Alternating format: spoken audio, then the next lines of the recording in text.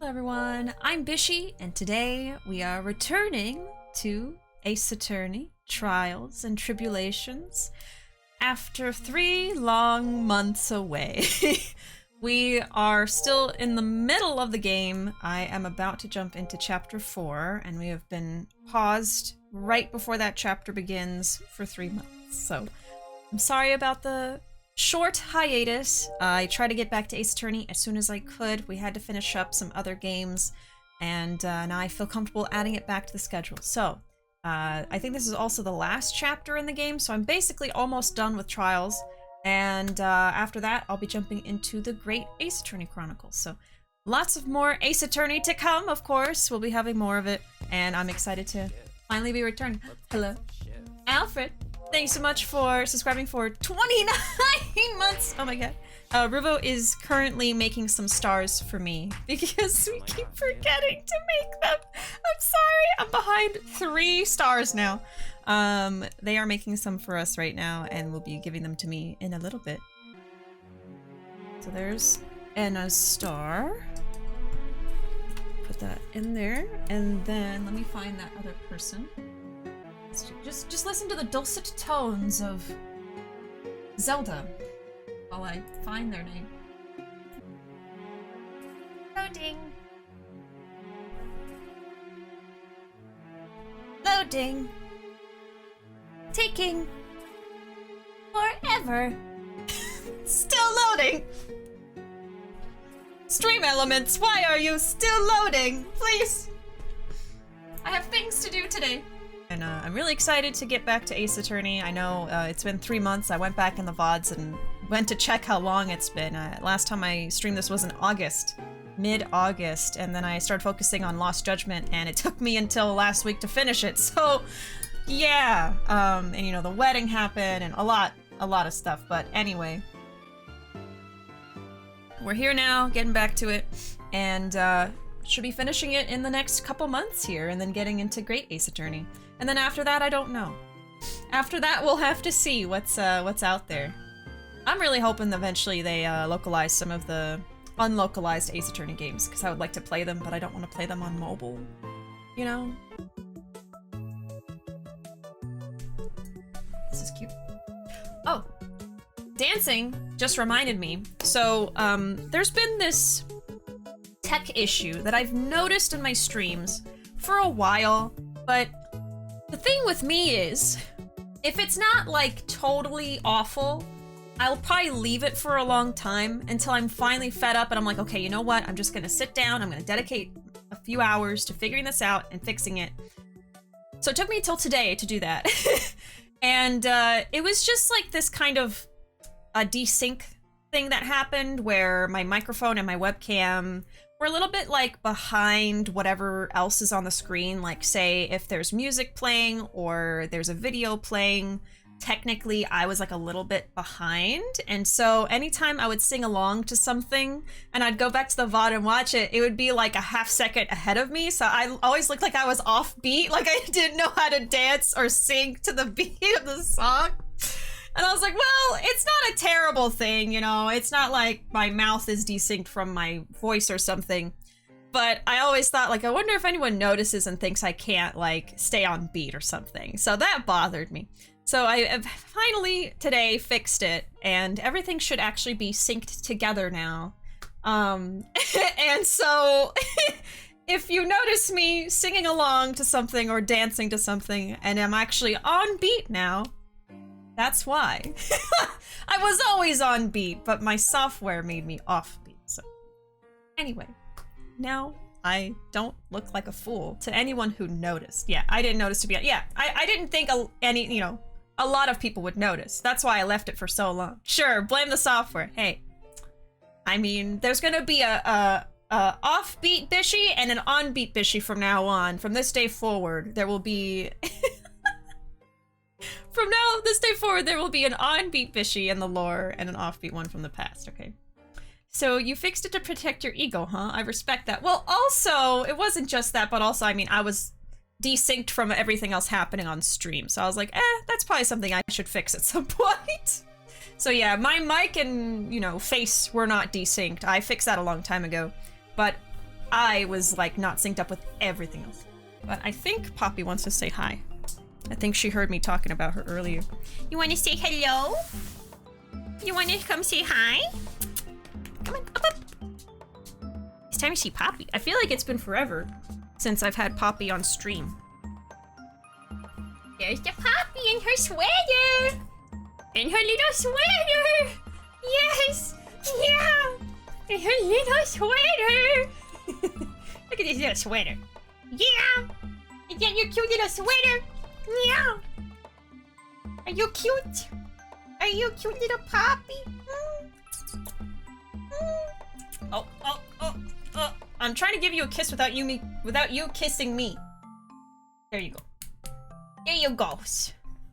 Yeah, if you got a Poppy emote, put it in the chat. She's here. Look. There's an emote just for you. Did you know that?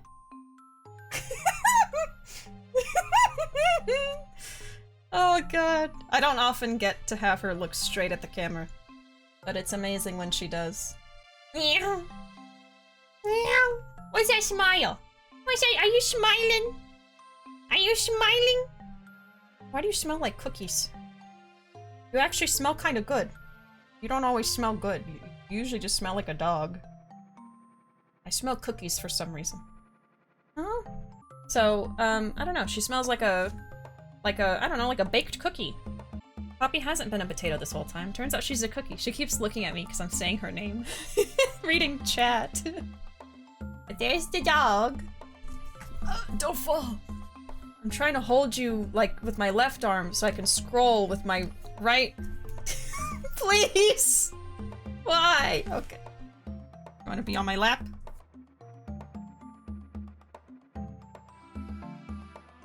What is it?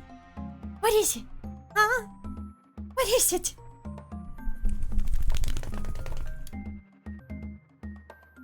Oh, good girl. Good girl. Yeah? If you can't see it, her tail's wagging. Poppy foams at the mouth. I know y'all have been missing her. Oh look, she's leaving already.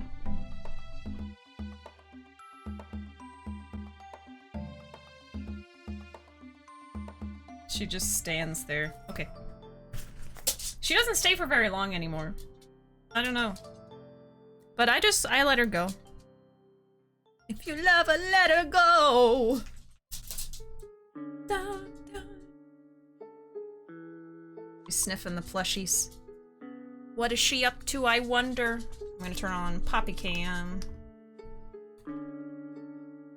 Poppy, go to your chair. She's trying. There you go. Good girl. Good girl. Yeah. She knows.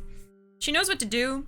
Oftentimes when I'm repeating it, it's just because, like, she's looking up at the chair and the blanket makes it look too tall for her to get up there.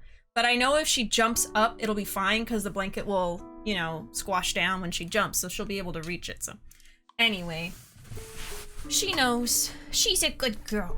She's a good girl. Wait, you guys are married? Wait, you're getting married? Oh, you guys. They just like to pretend they don't know, okay? They like to pretend that they don't know anything about me. Hold on, y'all married? Innocent Crown is just like, yes, everyone. Oh my goodness, you didn't know? Yes, they got married. Isn't that so exciting? And everyone's just like, guys, we don't know, right? Wait, they got married, what? What happened? Bunch of gremlins, all of you. I like how Archer's was, wait, guys are married? Guys are marrying guys? That's awesome. This is news to me. Is this news to you? Yeah, I just secretly, I got eloped. I got eloped. I went to Antarctica and a penguin officiated the whole thing. We actually set a world record for, you know, the first penguin officiant, so that was pretty awesome for the penguin community. But yeah, the laws in Antarctica made it a little bit difficult. It's a little complicated, but you got an antelope. You got an elote. I wish I'd gotten elote. I wish I had a bouquet of elotes instead of flowers. That would have been pretty cool. Especially in Antarctica, where it would have frozen solid, like an icicle. The wait you're married joke is literally our rendition of Twitch chat gaslights the streamer within an inch of their patience. Yeah, that's our gaslighting chat joke. It's pretending you guys don't know. Okay, either way, I think it's about time we switch over and actually play some video games, much to the dismay of everyone in this chat room. So let's go play Ace Attorney. Let's do it! It's time. It's time. Wait, you have patience? Okay. Soon I won't. It's running thin as we speak. First time catching their... Yeah, don't worry about it. They're just being silly. They're being silly geese. I appreciate you trying to update everybody, though. Everyone's just being a troll. I'm gonna get married with a bouquet of elotes. I think that would be amazing. The day we take it too far is just gonna... Bishi is just gonna rage quit. Yeah, I'm just gonna leave. I'm just gonna end stream within, like, 1 hour. You're like, bye. I don't want to do this anymore. Okay, anyway, I want to do this, though. I do want to do this. So, we're gonna play Ace Attorney. Like I said several times, we're about to enter into episode 4, chapter 4. And, it's called Turnabout Beginnings. And it's been 3 months since I played this game, so let's do it.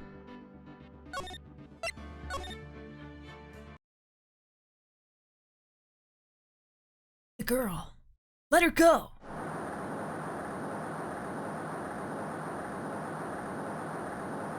Broken bridge.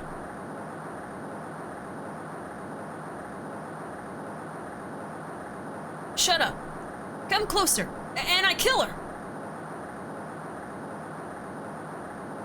Sorry, but you're not going to get the chance. Bang! Oh.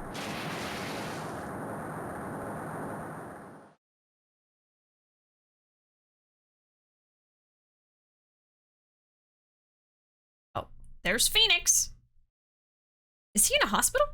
I'm reading through the file of an old court case. It was the first case of my longtime mentor, Mia Fey. Fugitive data. Picture. Name, Terry Falls. Charge, kidnapping, murder. He really did fall, didn't he? Sentence, death penalty. Or maybe he didn't fall. I don't know who fell. Fugitive movements. After escaping, Falls met with and then murdered a Sergeant Valerie Hawthorne. Recaptured on Eagle Mountain about 8 hours after his escape. Her very first client was a death row inmate who had recently broken out of prison.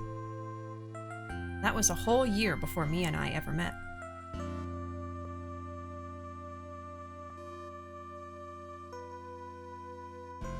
Six years earlier, Mia Fey, first trial.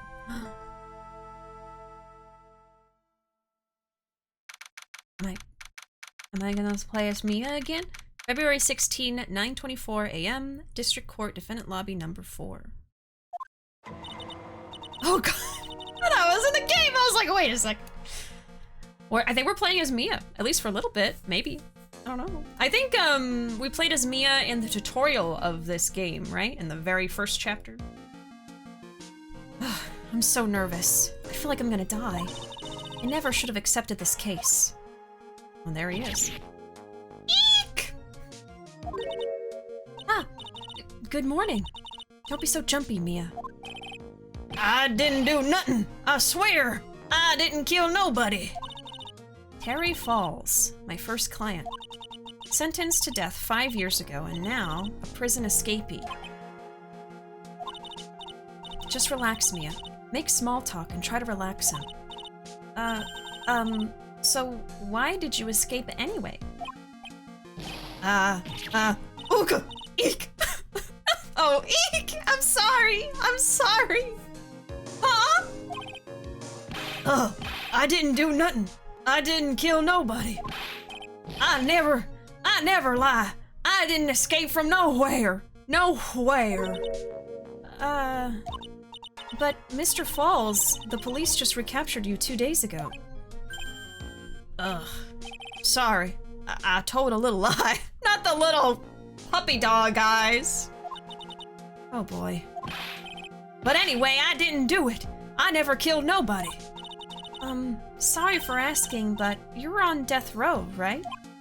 Ooga! Eek! I'm really sorry!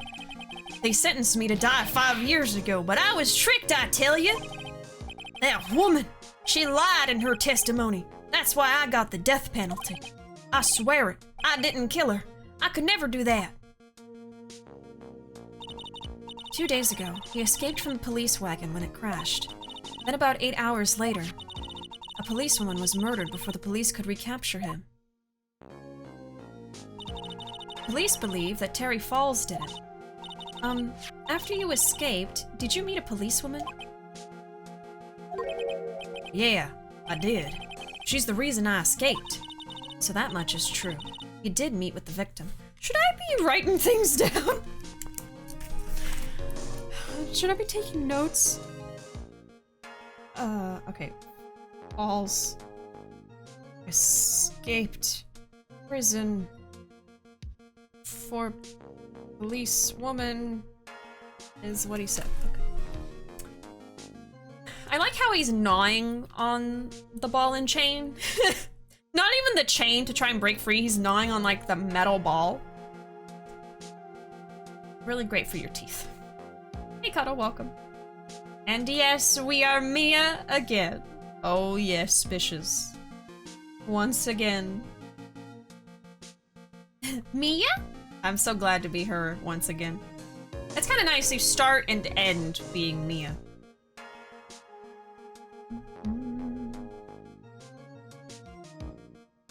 Bishi tweeting, wait, I'm married as a charity stream goal. Oh yes, we did do that. Oh, this one would be wait, I'm married, because that one was wait, I'm getting married. Just gotta complete the circle, huh? What's up with those scars? I wonder how he got those scars. I do not know. So that much is true, he did meet with the victim. But I didn't kill her! She was alive when I left. She was alive! It's true! I can trust him, right? I mean, I should. Huh. Oh! Hello? Well, I already know who this is, but I haven't seen him like this before. Okay, hold on. I forgot how to do this. We need Godot. I haven't done my ASMR Godot voice in so long. Oh yeah! You're not going to figure out the truth by just staring at the guy. Why are you here? I came to see how our little kitten was doing all alone in the big scary lion's den. Kitten? Oh, not the kitten talk! Oh, God! I thought maybe you'd like someone to play with. On Discord.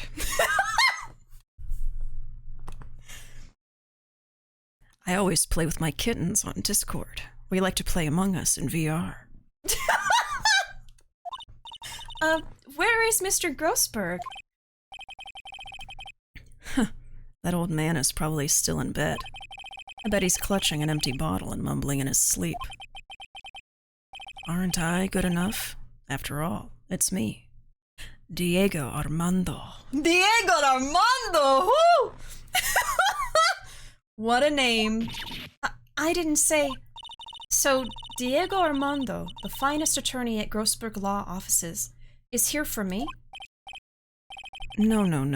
You've got it all wrong. Today, you're the finest. Oh, come on! After all, it took an amazing amount of guts to take this case. Imagine, an escaped death row convict for a first client. Yeah, thanks. I sure wish I could get out of it, though. Huh.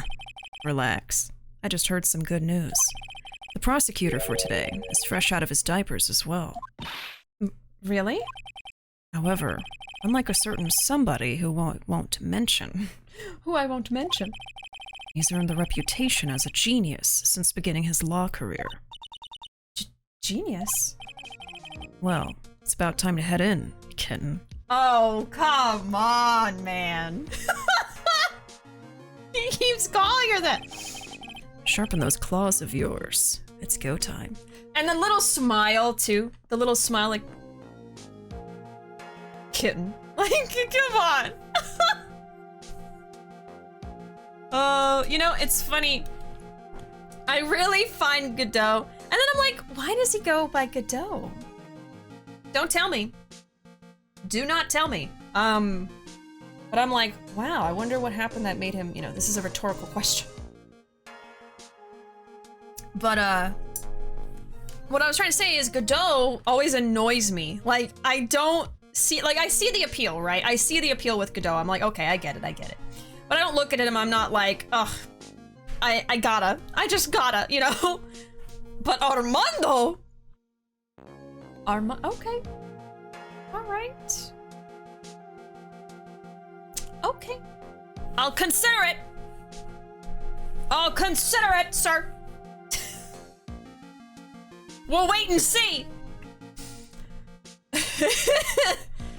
I was like, how'd they do that with a straight face? No, that's what I do. I try to get through it, and then I laugh after. Oh, God. I can't help but to laugh. Diego Armando. Is his earring on the gay side? Honestly, I don't even know what ear is the gay side anymore. The earring is on the gay side? Okay, so it's the left ear. Okay, perfect, because I think that's the only ear that I have a piercing in, so that checks out. All right. Don't know if we still... Oh, wait. Sorry, it's been 3 months. A solitary confinement cell for the condemned must be the world's loneliest place.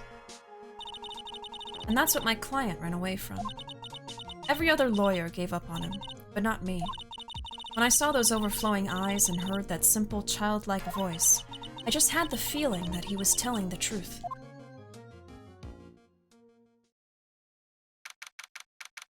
Okay, so he also, death sentence, I think it was 5 years ago.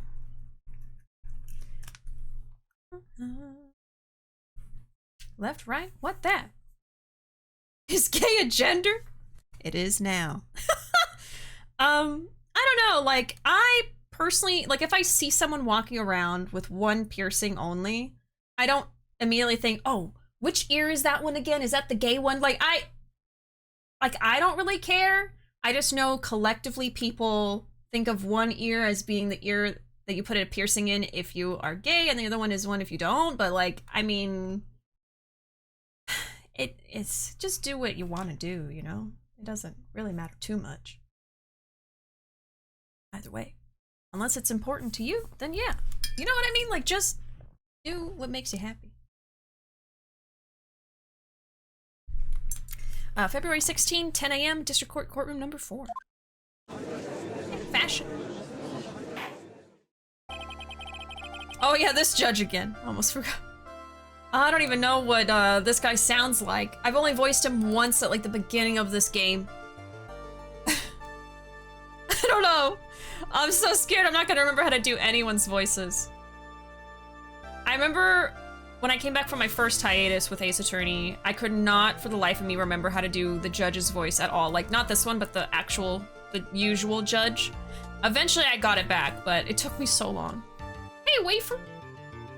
Welcome in. Glad to see you. How you doing, friend? Fashion? I invented it. Oh, yeah? Prove it. Prove it. Post a picture of you inventing fashion 1 million years ago. When the first dinosaur put a leaf on its back. Is that you? That's a big ask. Hey, that's a big statement. It's a big statement. Hey, Arkham, welcome in. It was.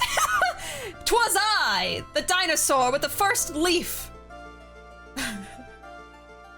I only look forward, never look back. Okay, put that on a t-shirt and call it fashion. That's the nature of fashion, uh-huh. Wafer was the first dinosaur. A first one. Before Wafer was born, we were all naked.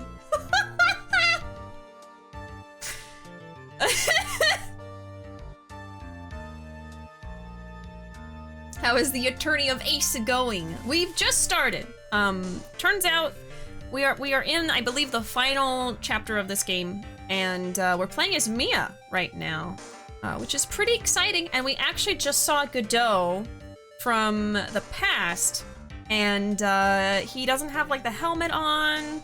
He doesn't have the white hair, so this is like before whatever happened to him happened. I don't know yet. I do not know the lore. Don't tell me. But yeah, so we're in the past right now. This is like a flashback of Mia's first case.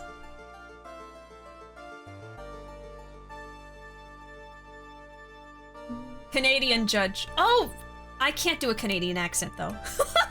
I can't do it. If I tried before, I really can't. Just do what I do in D&D. If you do the wrong voice, that's their new voice. That's true. That's true. What do y'all think his voice should sound like? You tell me, other than Canadian, because I just can't. I can't do Canadian. Why did the judge look like he de-aged about 50 years? Well, this is a different judge, I'm pretty sure. Before Wafer, there was no drip, only the dripless. Godot is Ichiban. Yeah, Godot looks like, or at least Diego Armando looks like Ichiban.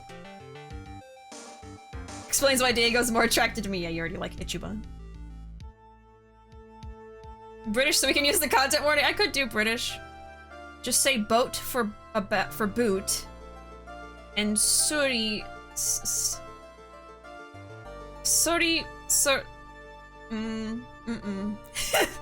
I'm vetoing Canadian. I can't. I'm gonna feel so embarrassed. I'm embarrassed just trying to read it out.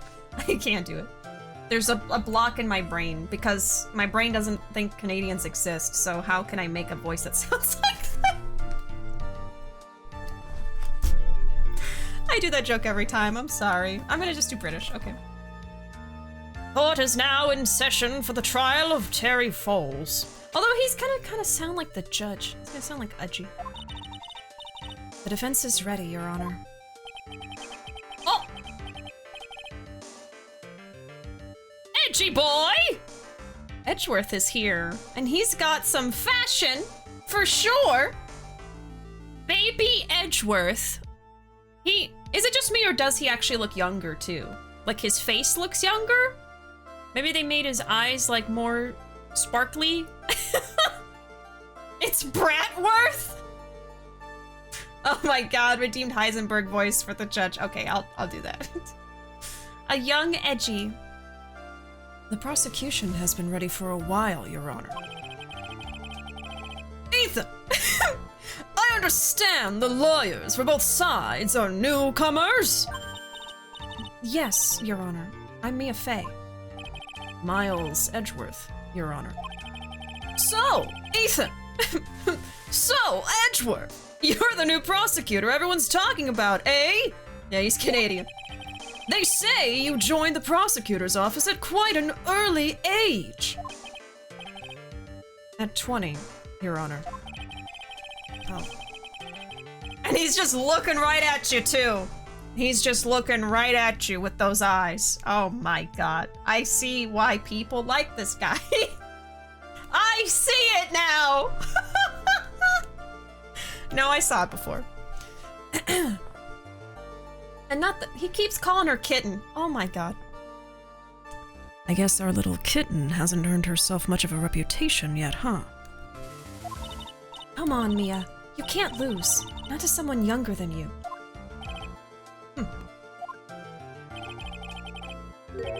Young people running a trial. I'm not too sure how I feel about that, Ethan. It's like, who's Ethan? Just this guy. Just this guy. Oh, wait. Oh, I forgot I can just do that. Okay, never mind. Never mind, I'm good. I'm good. Now then, the defendant in this case is currently a felon on death row. 2 days ago, he escaped from a police wagon. Is that correct? Precisely. But the defendant is not on trial for escaping prison.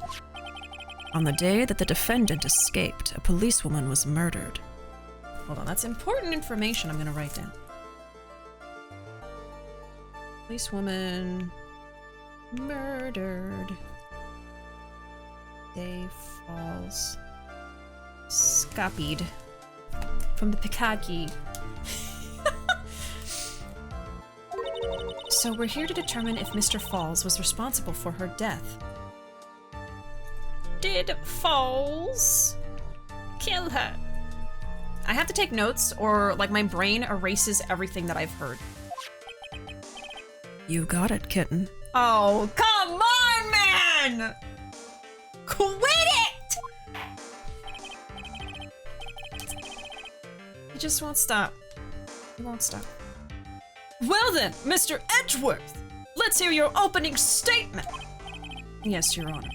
It was 5 years ago. The defendant, Terry Falls, was sentenced to death in this very court. His crimes were kidnapping, extortion, and murder. Kidnapping, extortion, and murder. Say it with Elmo. I'm sorry. The girl he threw off the bridge was only 14 years old. Truly horrible crime. I remember it well. Oh wait, so he threw someone... So they're saying that he murdered a policewoman. And he threw a kid off of that bridge? Okay, I'm getting a little confused. I'm trying to write things down here. Okay. So there's two different... Didn't even have to pay for that voice. You spat your coffee? I'm sorry. I'm sorry. Yeah, Elmo. That's not even a good Elmo, but it... Okay, I remember it well. There was no decisive evidence, so the trial was long and protracted. Correct. But in the end, what finally decided the case was a certain witness's testimony.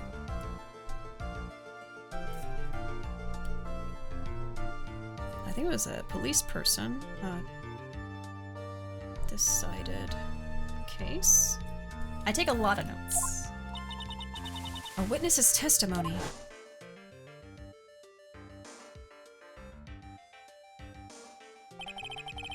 The testimony of Detective Valerie Hawthorne, the person who confronted this criminal. Okay. Valerie Hawthorne. Detective. On the bridge. Got it. She arrested Mr. Falls at the scene and later testified against him. Okay. She said she witnessed Mr. Falls throw his young victim into the river.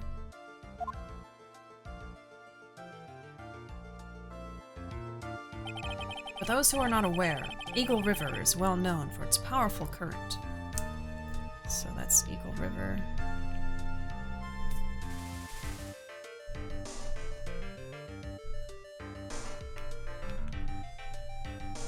Okay. Most bodies that fall in are never recovered. So Miss Hawthorne's testimony was the one that put him away. That policewoman you just mentioned! That wouldn't be... Exactly. The victim. The same woman that was killed 2 days ago. I see. Okay, I got the timeline mixed up already. This is why I take notes. Basically, 5 years ago, I think it was 5 years ago, Falls is arrested by Valerie Hawthorne, takes him to court, says that he threw the girl into the river, and gets him the death penalty, and then 2 days ago, he escapes, and they're saying murders Valerie. Okay, so 2 separate crimes. One he already has a death sentence for, and then this new one. I guess. Okay.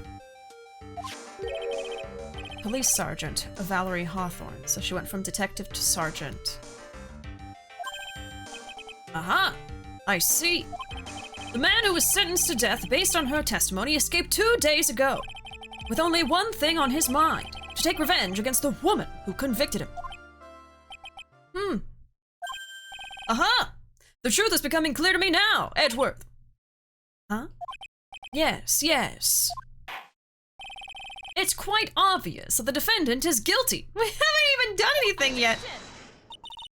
Wait a minute, that's not right. At least hear the case before you decide on the outcome, Your Honor. Grr. Watch yourself, Miss Faye. I'm not sure I care for your word choice or your tone of voice. Okay. Oh, he started young, doing his little thingy thing. Young people these days simply don't know how to respect their elders. Oh my god. Why, you're even younger than me, you hypocrite. Now then, Mr. Edgeworth, please call your first witness. I call the detective who was in charge of the initial investigation of this case. Oh, he's Gumshoe! Witness, state your name and occupation. Gumshoe, Dick Gumshoe. I'm the homicide detective in charge of the case, sir. I finally got promoted to the detective division half a year ago. I don't believe anyone asked you about that. Hey, ma'am, you got any idea how much work it takes?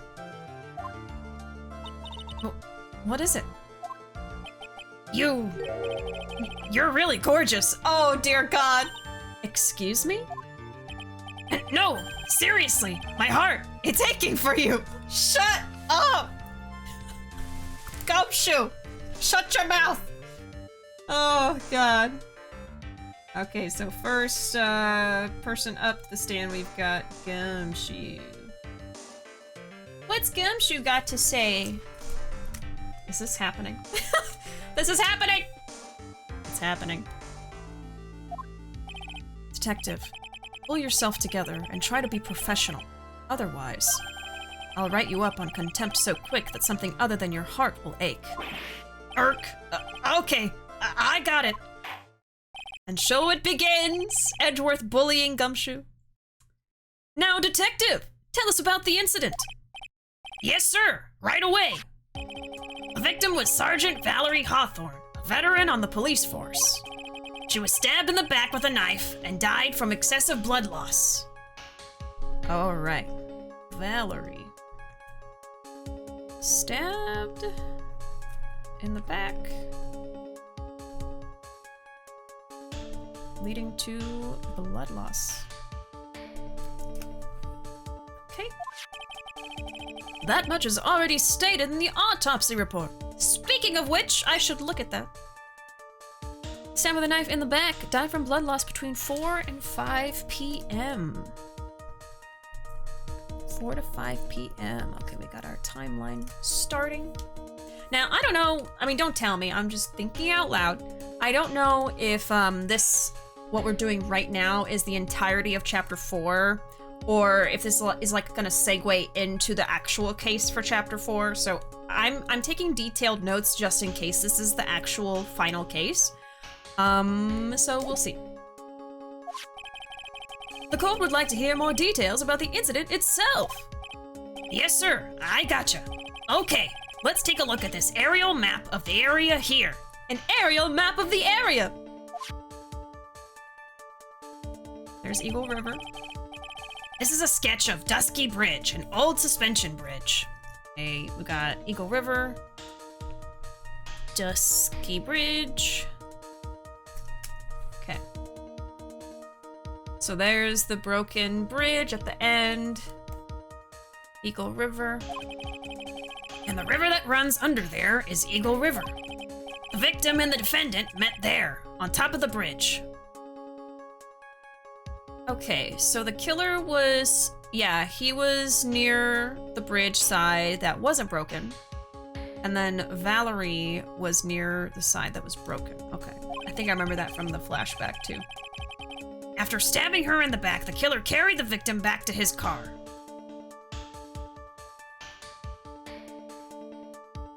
Okay, so wait, both crimes happened on the same bridge. Is that right? They both happened on Dusky Bridge.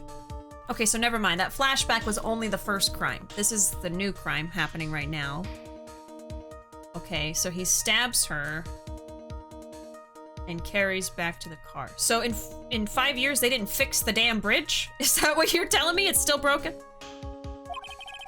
He was recaptured at a police checkpoint as he was trying to make his getaway, sir.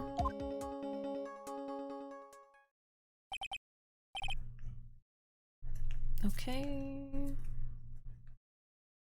Try to escape. I see. Dusky Bridge map added to the court record. Bridge located 40 feet above Eagle River. 40 feet.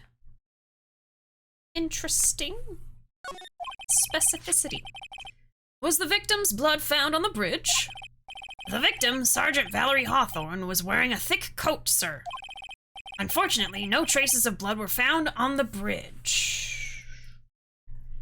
No blood on bridge. Okay. And their excuse is thick coat. And I did spell thick with 2 C's, by the way. Mr. Edgeworth, I warn you that I absolutely despise conjecture. If there was no blood on the bridge, then you have no proof that they even met there. Your Honor. If you would listen to the testimony we have prepared, I'm sure you'll be convinced. The two of them most certainly did meet on the bridge that day. His face! Why, Mr. Edgeworth! I'm not sure I like you wagging your finger at me as though I were some poser. Detective, proceed with your testimony. Yes, sir. Here we go, Mia. Hang on. Okay, now. Listen carefully, kitten. One little mistake, and this guy will drink you for morning tea. Trust me, and get ready. Why does he gotta look at you like that, though? Why does he have to look like that? Why do they make his lips so shiny? Like, and I got it. You know what it is? You know what it is? You know what it is? You know why I'm actually considering now? This man, because he looks like Kiryu Kazuma from Yakuza. If you just make the hair black and like bend it back a little bit more, literally looks like Kiryu to me. That's what I'm saying. And he's wearing red and gray. That's what you said. I'm sorry, I didn't see your message. I did not see it. And I'm only now noticing. And it's this frame, because when he looks forward, the hair is more out on both sides, so I don't really see it. He looks like Ichiban. That's weird. He looks like Ichiban or Kiryu, depending on what angle. That's why. That's what's getting me. How dare you not notice every message in chat? Yeah, that just goes to show I don't purposely ignore messages. Sometimes I just literally don't see them. Okay. All right. I see how it is. He's like 2 Yakuza Pro tags in one. Summary of the incident. On the day of the incident, an unknown person phoned the sergeant and asked to meet. Okay. I'm gonna have a new page for the incident. Okay. V got a call from unknown. Meet up. Okay.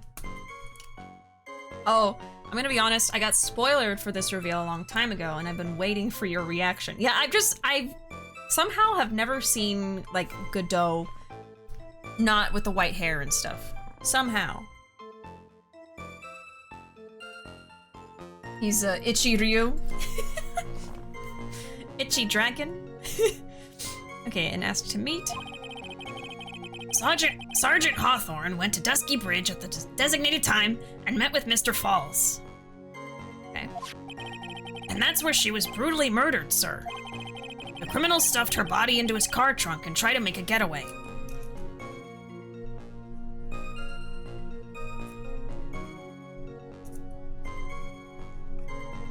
Okay, put in the trunk. Mr. Falls was arrested at a police checkpoint we set up at the base of the mountain.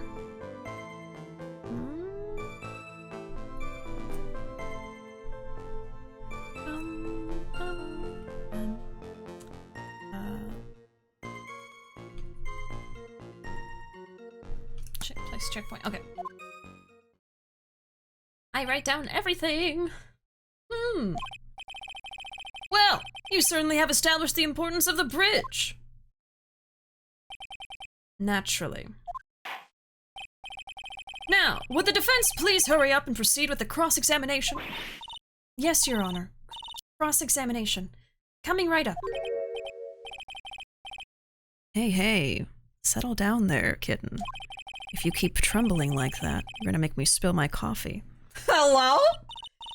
I'm not trembling. It's just cold in here. The courtroom can be a cold battlefield, all right. Especially for a beginner. I don't need you to worry about me. I mean, the defendant, the witness, everyone's a beginner in here. Huh. You got me there. But maybe you should keep your claws out and show them what you've got, kitten. Dear God. It's okay, Mia. Stay calm. He may be hot, but you got a job to do. Just remember those court procedure videos you stayed up all night watching. Stayed up all last night watching? Oh my God. She had to brush up. Summary of the incident. Okay, on the day of the incident, unknown person phoned the sergeant and asked to meet. So let's press on everything. He may be hot, but I'm hotter. True. True! So true, bestie! Did the job description to be judged say must have a father time beard? They're single-handedly bringing the heat to this courtroom. The bisexuals are struggling and thriving at the same time. They're struggling to breathe, really. They're sweating up a storm. Okay, an unknown person phoned the sergeant and asked to meet. Press! This unknown person, you have no idea who it might be, right? Sorry, but I'm afraid I do. What? The one who called Sergeant Hawthorne was the defendant, Terry Falls. What? The defendant? The defendant called her? Sergeant Hawthorne was a very thorough person, sir. She left a note about her phone call with Mr. Falls. A note? Yeah, a top secret memo that she left in her desk. Victim's note added to the court record. Confidential police materials written by the victim.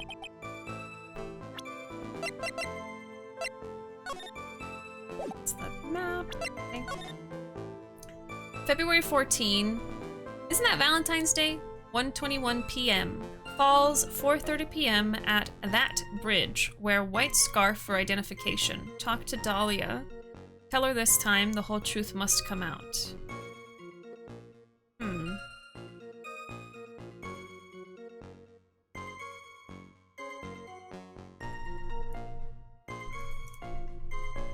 So this is all happening February 14.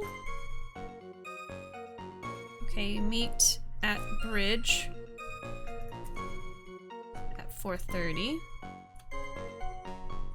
Wear a white scarf.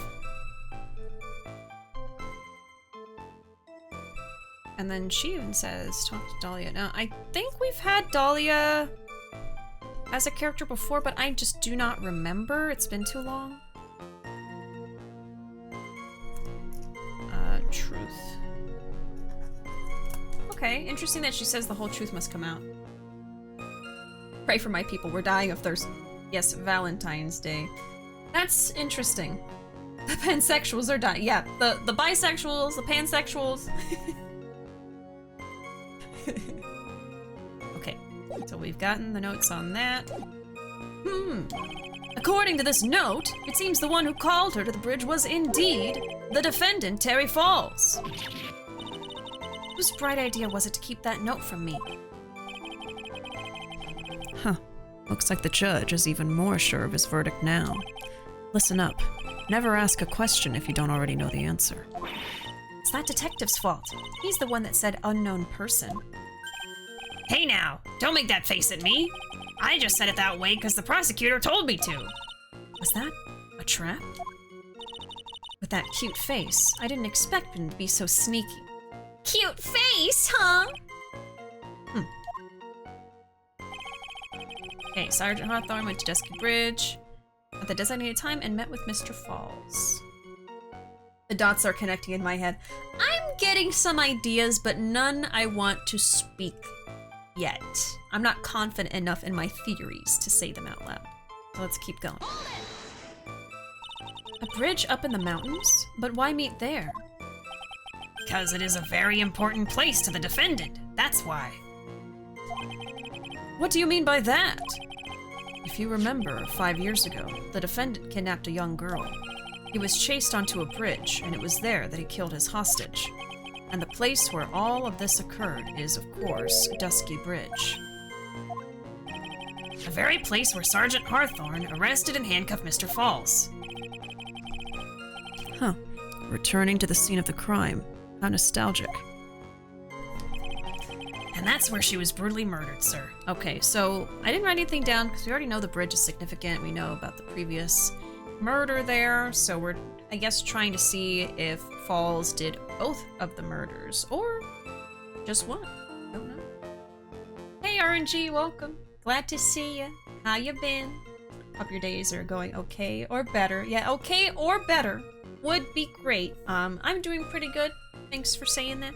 And glad to have you here. Glad to see you. Hope your day is also going great. That's my hope for all of you. That you're having a great day. But also we are discussing brutal murder right now. So, oh god. Okay, we're gonna press on this. Was the body of the victim discovered right away? Yeah, we were really on the ball. We found the criminal within 1 hour of the murder. Okay. Falls was caught within 1 hour of murder. If he did it, we shall see. It was great! We even got to say, don't move! We've got you surrounded! Wait a second. Isn't there something weird about that? The location was a suspension bridge up in the mountains. So how did they find out about the crime so quickly? Yeah. Sergeant Hawthorne must have mentioned the phone call to someone else, right? Huh. If that's what had happened, then she wouldn't have been killed. She never mentioned the phone call from Mr. Falls, but Okay. she left a note on her desk about it. Okay. So I'm gonna say how. V left note on desk. Okay. Day went well enough, but is ending spectacularly badly. Apologies for bringing it up, actually. You're good, you're fine. I'm sorry to hear about it, though, and I hope that your day gets even better. And, as always, I hope that I can cheer you up, and yeah, everyone please give RNG a hug, from all of you. Dinos, welcome in! Thank you so much for subscribing for 20 months. Let me make your star real quick. Good to see you too, Dinos. We are all giving hugs to RNG at the moment. It's not having a great time, but we hope that it gets better for them soon. Let me, get your star real quick. Welcome in, Dinos. How you been? How has your time on this world been going? There's your star. Let me put you in the jar. There you go. We are playing some Attorney Aces today. Some Ace Attorney. And we are in the final chapter. And just started the final chapter today, because I have been on a kind of hiatus from Ace Attorney for about 3 months now. Wasn't really like pre-planned or anything, just kind of had to finish up some other games and it took this long to get back to this. But happy to be back. Having fun, doing all the voice acting again. Tomorrow is my day off, so way better now that I'm out of work. Glad to hear it. Are you doing anything fun for your day off or just chilling? Just relaxing, which is also completely valid. Okay, she left a note on her desk about it. Okay. If only I had noticed it earlier. Maybe she'd still be alive. I wonder why she didn't mention the phone call to anyone. Maybe she didn't want anyone to know. So I don't know if I got... Is this the note that he's talking about? It must be. So he said it was in the desk, and now he's saying it was on the desk. I don't know if that matters. Okay. I think it's the same thing. So basically she had this note, and that's how they knew about it. But she didn't tell anyone. So, I mean, wouldn't she tell someone if she's gonna go meet with a criminal? Or she would have told them so they could go arrest him first of all? Okay, so... But V didn't tell anyone. Interesting. Chilling and more Splatoon. Nice. The new Splatoon looks so cute. I love all the bright colors in the Splatoon games. Criminal. I keep going between, like, having, like, nice conversation with everyone, and then going to the game, and it's just... It's like those podcasts about true crime, like... He cut the body into tiny pieces, in 1-inch cubes, put it in a blender, made a smoothie out of it, and then poured it into a trash can, and buried that trash can 500 feet into the woods from his house. It's like... I can't do this. The new Splatoon has so much personality. Yeah, I haven't gotten to sit down and like watch a full video or stream of it, but every time I see clips of it on like Twitter and stuff, it just looks so bright. Looks so good. Okay. And now a word from our sponsor, NordVPN.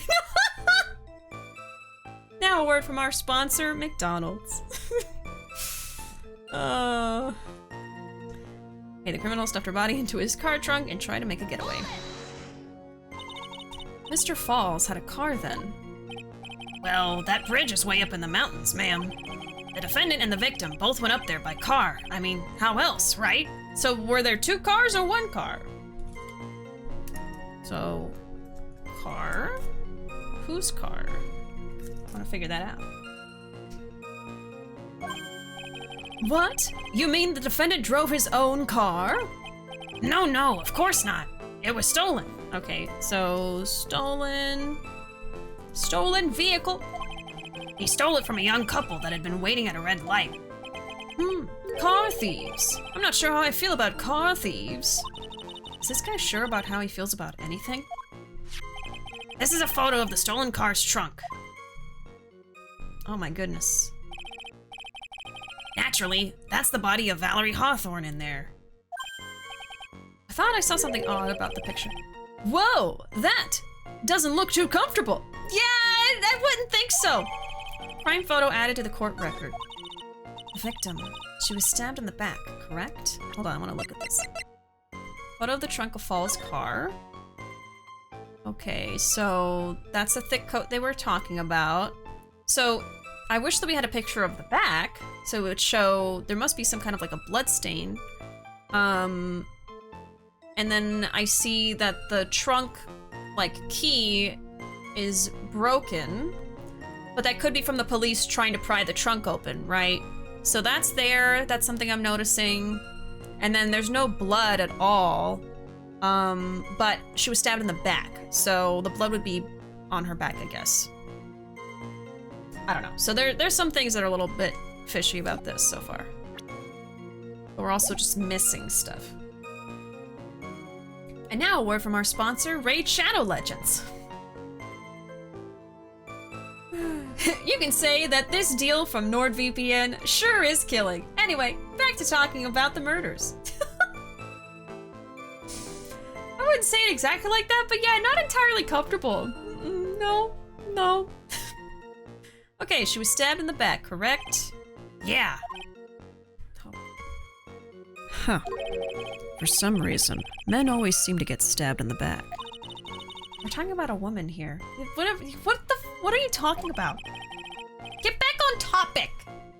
You can't tell from this photo, but the knife was stuck in her back nice and firm. The condition of the body when it was discovered is very important information. Detective, was there anything strange or noteworthy in the trunk of the car? Here's a photo of the trunk, but I don't see anything strange, do you? Anyway. Huh? Was I supposed to do something there? Oh, okay, so I can press or present information here. Okay. This is like a new thing I can react to. So we should probably do that. You know, I haven't saved this whole time. Let's do that. Hey Molly, welcome in. Imagine if court cases started to get sponsors, but they do. They're called governments.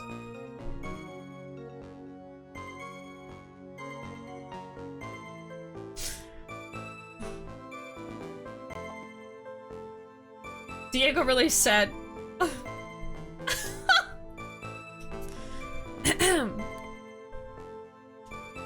If I was a worm, would you stab me in the back? Mia goes, what are you talking about? If I was a worm, would you still love me? Kitten. Oh.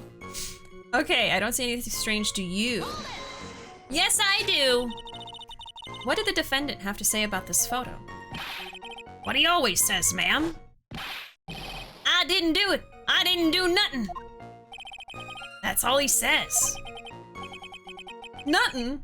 I wouldn't say he did nothing. At the very least, we know he stole a car. It's just what he always says, Your Honor. And then he always says... Sorry. I told a little lie. Or something like that. Well, in any case, it seems he was caught and arrested. Precisely. Okay. So... I could probably react to that. Kitty kicks in the garage! Reports him for harassment. Oh, God. Edgeworth! Do you need a new court gavel and just can't find one for the right price? Well, you're just in luck with Honey. It's a free browser extension. Oh. Okay, he was arrested at the police checkpoint we set up at the base of the mountain. That certainly is some impressive police work. Well, no. Actually, it was way too close for comfort. We set up that checkpoint just after 5 o'clock. We figured that Mr. Falls might just try to run. Okay, checkpoint started at 5. Free for the low cost of all information about what websites you visit that we will then sell to advertisers. Yay. Okay, we figured that Mr. Falls might just try to run. What do you mean it was too close for comfort? The two of them arranged to meet at 4:30 p.m. and it takes approximately 30 minutes to go from the bridge to the checkpoint. Oh. Important to know. 30 minutes from bridge to checkpoint. So if they were like a minute later, they would have missed him. This court case is brought to you by D&D Beyond. D&D Beyond is an online platform for all things D&D.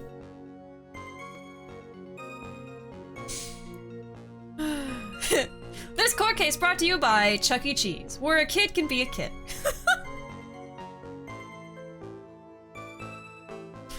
Call now for 30% off all tokens. I hate to admit this, but you would be good at voiceovers for ads. Thank you. I've thought about it. I've thought about trying to voice act things, but... For now, it's just for fun. That was kind of close. Any later and Mr. Falls could have slipped right by. Oh, God. Listen up, kitten. There's a big trap waiting for you in that testimony. A trap? Walk into it carelessly, and it'll leave more than just a flesh wound. Fun, huh? No, it's not. Well, if you want to have any chance at all, you'd better get some more info. And if you're going to get caught in a trap, it's best to get caught early. You can always look for contradictions afterwards. The ever-famous contradictions. I sure hope I can find some of those. All right. Can't find a lawyer in your area? Well, with NordVPN, you can change your location to anywhere in the world and find a lawyer in that area. For the low, low cost of $1 million. For only $99.99 a month. For only the cost of your firstborn child.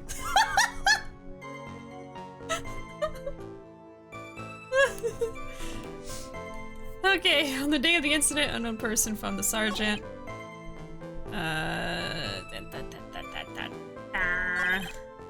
Just give me your soul and we got a deal. Cha-ching!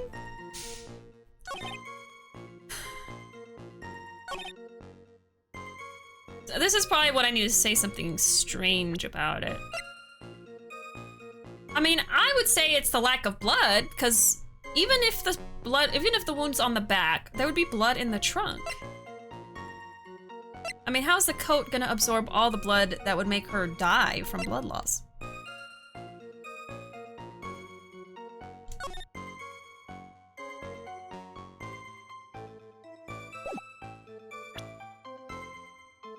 Give me the soul of your firstborn. Easy peasy, lemon squeezy. Died from blood loss versus no blood showing. Right. Like, I can't tell if it's just because the wound is on her back, but like, that's odd. Wear a white scarf. Another thing is she's missing a white scarf. She was supposed to be wearing a white scarf. So it could also be that.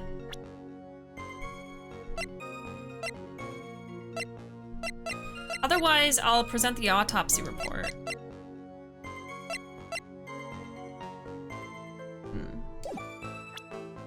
Let's save one more time before I do this.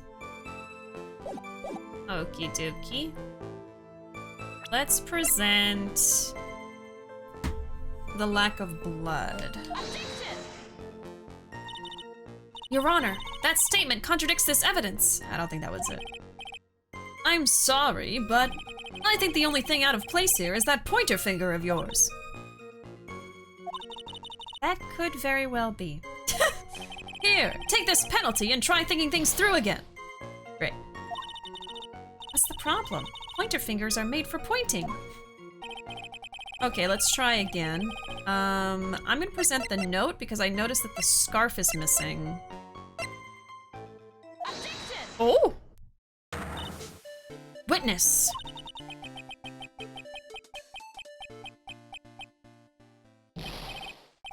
What is it? Do you have something to say, Miss Faye? I'm sorry.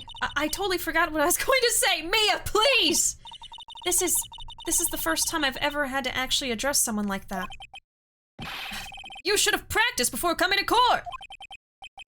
Honestly, Miss Faye, I'm not sure I like this.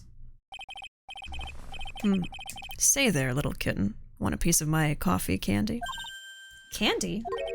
Well, you're still too young to be drinking real coffee.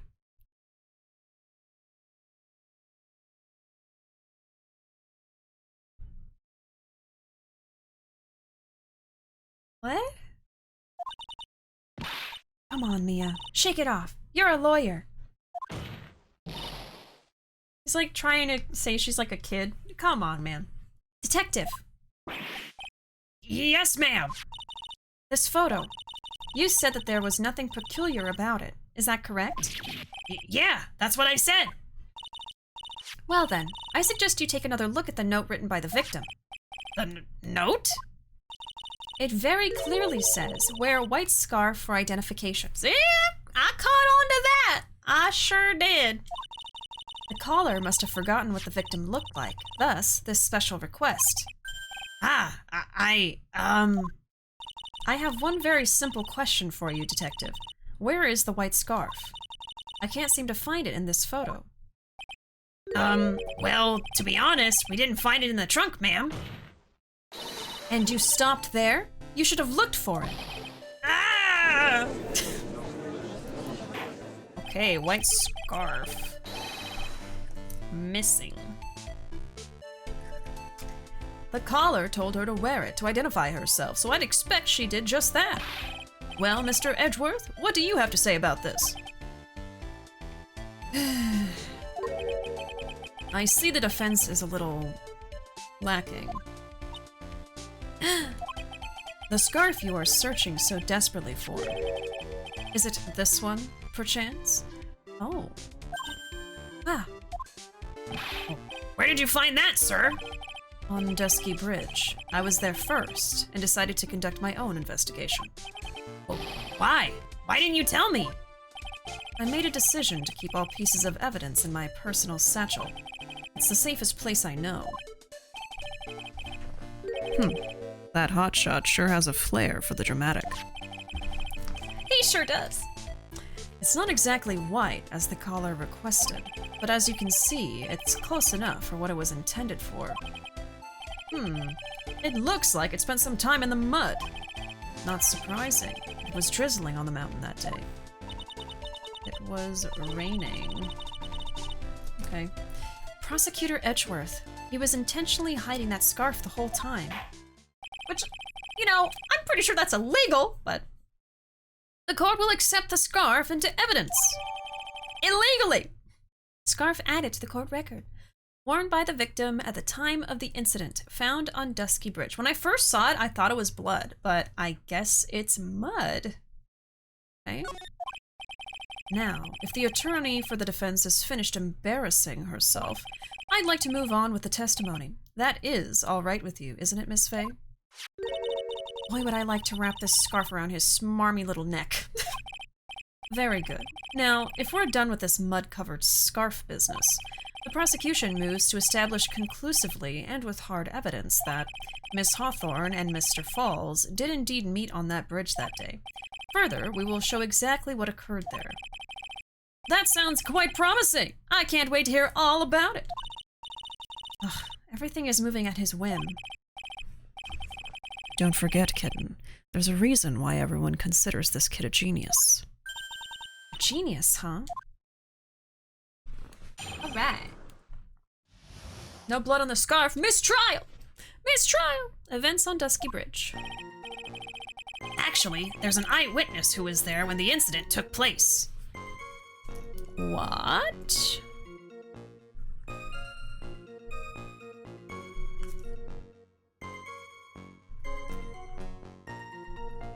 Okay, we've got a witness. This photo was accidentally taken by the witness. It shows the victim wearing the scarf, sir. They accidentally took a picture? Interesting. So it shows her wearing the scarf.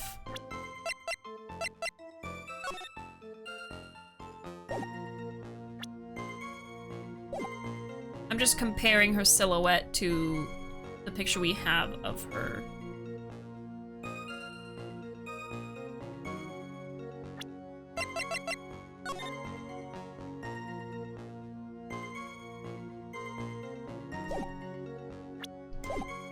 I don't see anything wrong right now. I mean, her hat is missing, but if her scarf is missing, that makes sense. Dark hair down to her chin matches up. Yeah, it looks like her, but we don't have like a good picture of her face. So it could be someone wearing a similar outfit. I don't know. We'll see.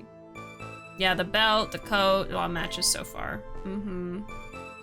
Okay, it shows the victim wearing the scarf. It was drizzling that day. Unfortunately, it's a little hard to see what's going on. Anyway, the criminal shoved the victim down from behind and stabbed her in the back. So how did he get behind her? Because they're facing each other. Stabbed her in the back. See, that's the weird thing, is like they're facing each other, so how did he get behind her to stab her? It would make more sense if she was stabbed in the front. That must have been when the scarf fell off. Looking at this photo, you really get the sense that this bridge is very high up. It is about a 40-foot drop from the bridge to the Eagle River down below. Mr. Edgeworth! Who took this photo anyway? Let's just say that it was a well-intentioned third party. Aha! A potential witness! So why isn't this person in the courtroom? Well, they said they absolutely did not want to testify. The person in question is very delicate, Your Honor. Besides, as long as we have this photo, we see no reason to compel them to testify. Really? You don't want first-hand account of what happened? I'm not sure how I feel about that. Witness's photo added to the court record seems to have been taken by the witness. So, as you can see, Terry Falls had both the motive and the opportunity. I think it's quite clear at this point what happened on that bridge. Aha! The truth is becoming clear to me now! Huh? Yes, it's quite obvious. He's clearly guilty! Not again. That's not fair.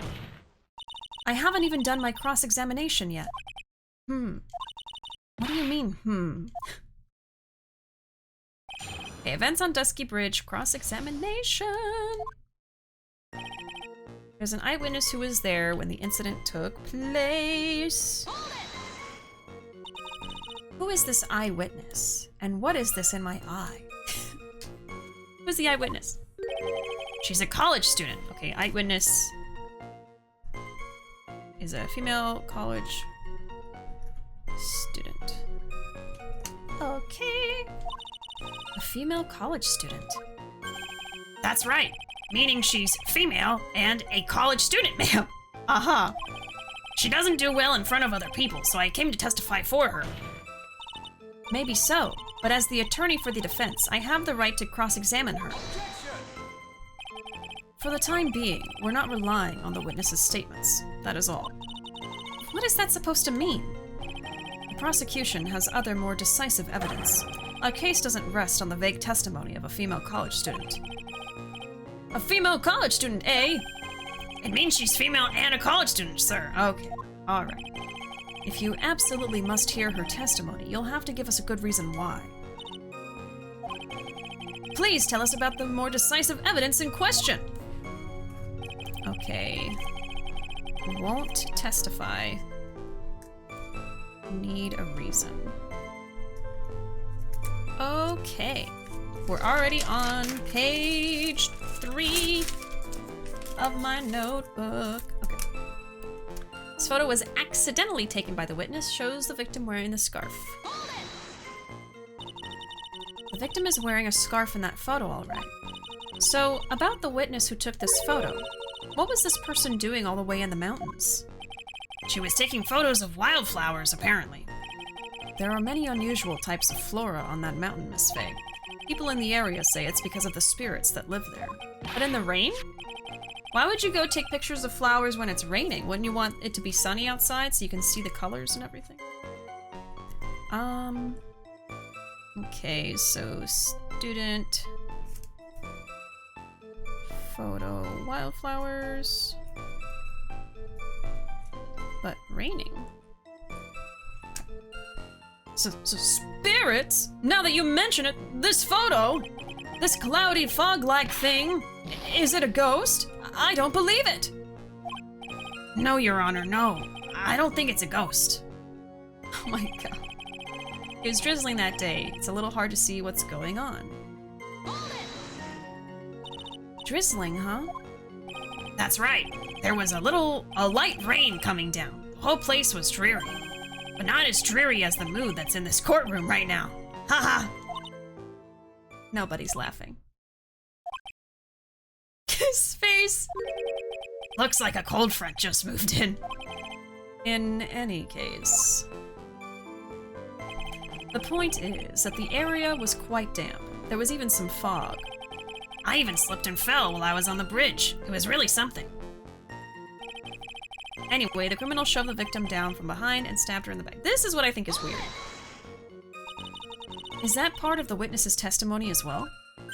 Of course it is. He pushed the victim hard in the back and she fell down right on her stomach. Okay, so the student says Falls pushed her back. She fell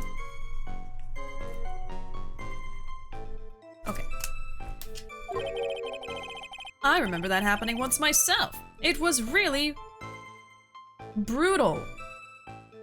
Spelled like poodle. Are you talking about seeing someone get pushed, or were you the one getting pushed? Or does it mean that you pushed someone down like that once? With his mind-boggling tales and the way he said brutal, I wonder if he's Canadian. Just can't do it. Huh. Save your nasty look for the right person. Huh? Take a look. Poor baby. The court record seems to have wet itself. What? Hey, watch where you spill your coffee. Court record, huh? It's like giving her a hint, I guess. Why does he talk like that? Warned by the victim at the time of the incident found on Dusky Bridge. Seems to have been taken by the witness.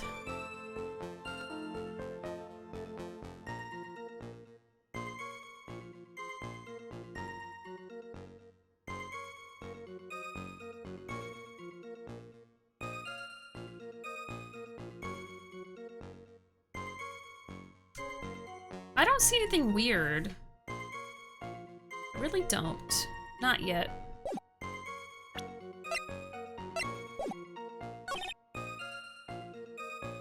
Other than the fact that he's facing her, I mean, that could be it. So maybe I need to present the picture and be like, how would he push her from behind if they're facing each other? Like, how did he get behind her to push her like that? But I'm gonna press on this first. Is that the same bridge? The previous bridge was partially broken. I don't know if that's gonna be the issue because the bridge is so big that the broken part might not be visible. And it's still standing. It's just that there's like half of it that is missing. I'm feeling more like the fact that he hurt her from the back, but she's facing him is the weird thing. So I'm gonna go with that after I press here. Must have been when the scarf fell off. So in other words, there was a struggle between the criminal and the victim, huh? That's what the witness said. Well, it looks like she didn't remember about the scarf. But from what she said, it sounded like a pretty violent fight, ma'am. The area was wet from rain. The bridge was probably wet too. Which would explain why the scarf was all covered in mud, but there's something about this testimony that's still bothering me. Talk about a surprise. I had no idea there was a photo. So what do I do? You really still believe him? Mr. Crybaby, I mean. Of course I do. So the little kitten believes in fairy tales, huh? In that case, the answer is obvious. If what you believe is the truth, then that means that somewhere, hidden in that testimony, is a contradiction.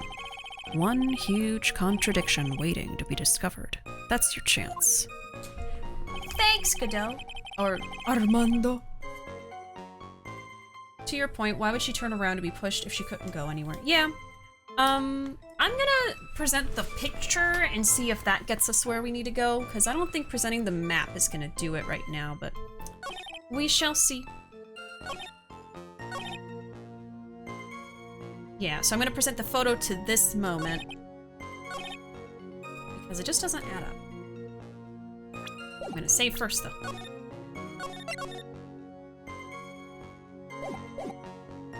Alright, so picture time. Yeah, so let's present this, because I'm a little confused. Oh, that might not be it. Your Honor, that statement contradicts this evidence! Oh, God. Yeah, it doesn't. Okay. Maybe it's like the opposite? Oh wait, did I do it to the wrong one?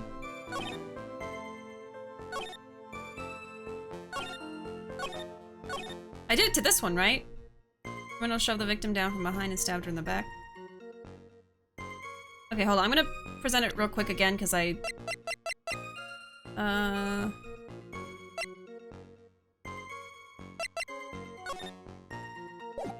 I present to the wrong thing? I can't even think right now. I'm gonna just try it one more time, and then if it doesn't work, I'm gonna load the save, because I thought that I did it to the wrong one. I just did this. Oh, that's different. This evidence establishes that the defendant is lying, right? Don't ask me to confirm your facts. Sorry, this is my first time handling a case. Well, let's make it a memorable occasion with a penalty. Okay, never mind. Never mind, the music should have stopped if I was right. Okay, hold on. I'm messing up too much. Okay. No, I did present it to the right thing. I did it again, and then they had different dialogue for some reason. Okay, so that's not the answer here.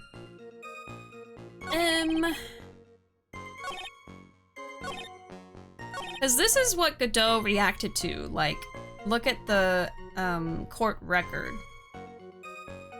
So that's why I think he was trying to tell me that this is the right thing to talk about.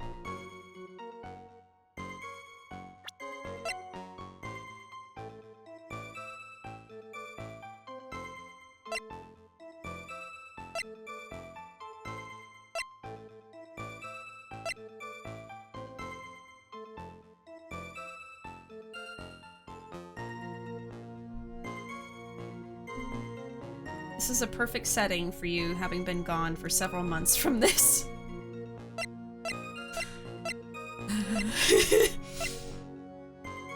I've been doing good so far, but now I'm stuck. Warned by the victim at the time of the incident, found on Dusky Bridge.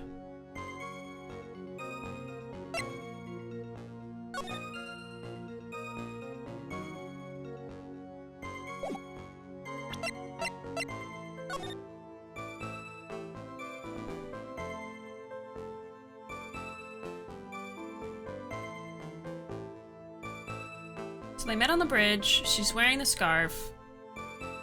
He's basically got her cornered, right? Because he's on the side where the car is. And that's what they said too. He was on the side where the car is, and she was like at the end where there was no more bridge.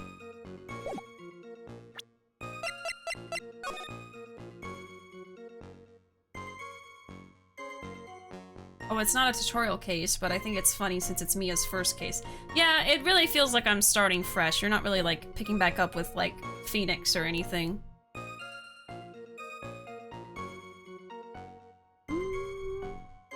I'm, like, staring at this picture trying to see if there is something wrong with it. Oh, I always forget I have profiles, too. Terry Falls, 25, my client. Sentenced to death 5 years ago, escaped from custody 2 days ago.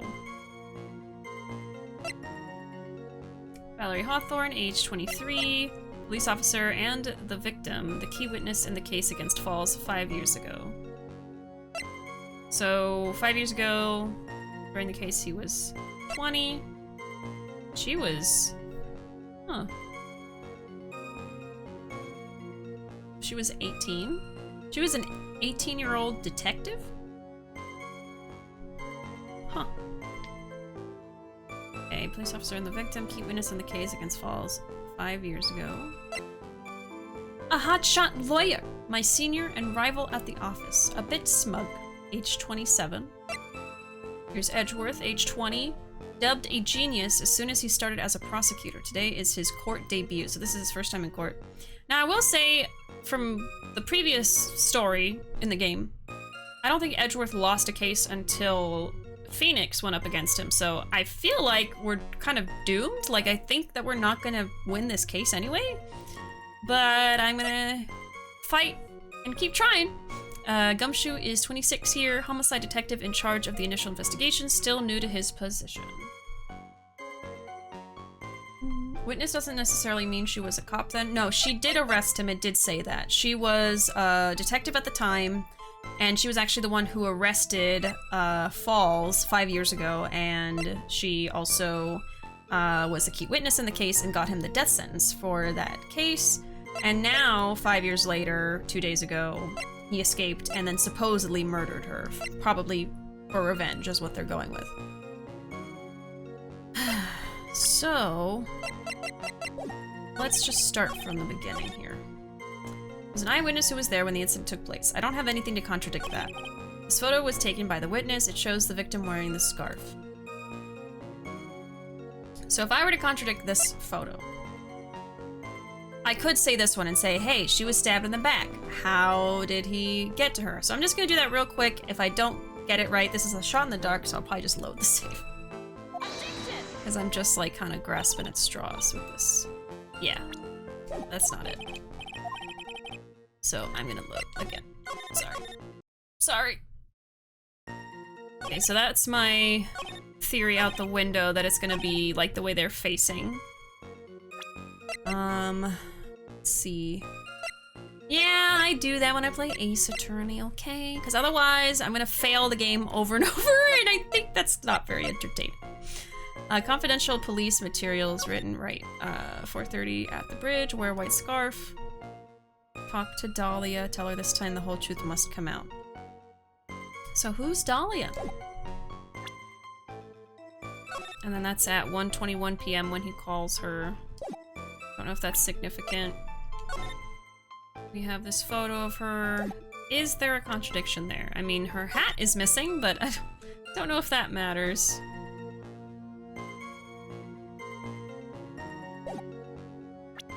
Then we have the scarf. Maybe the scarf is something wrong. Is it different in the photo? No, the scarf has the tassels still.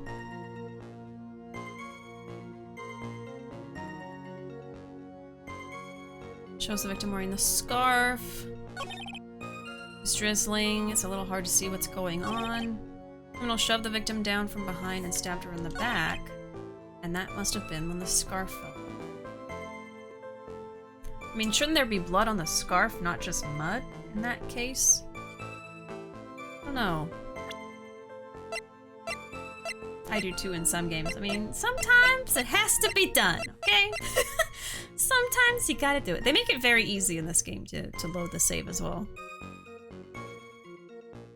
I am very stuck on this part. I'm gonna look through my notes.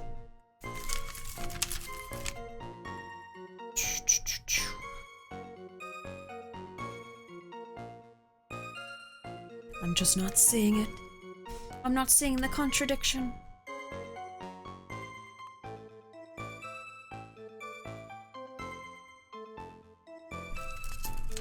So they meet at the bridge at 4:30. She's supposed to wear a white scarf. Falls is caught within an hour of murdering her, because he apparently murdered her around 4:30 when they met. They knew about it because she left the note on her desk. And I set up the checkpoint by 5 o'clock and caught him. The stolen car. Puts her in the trunk. Takes 30 minutes from the bridge to the checkpoint. Is there anything weird about the timing? She dies between 4 and 5.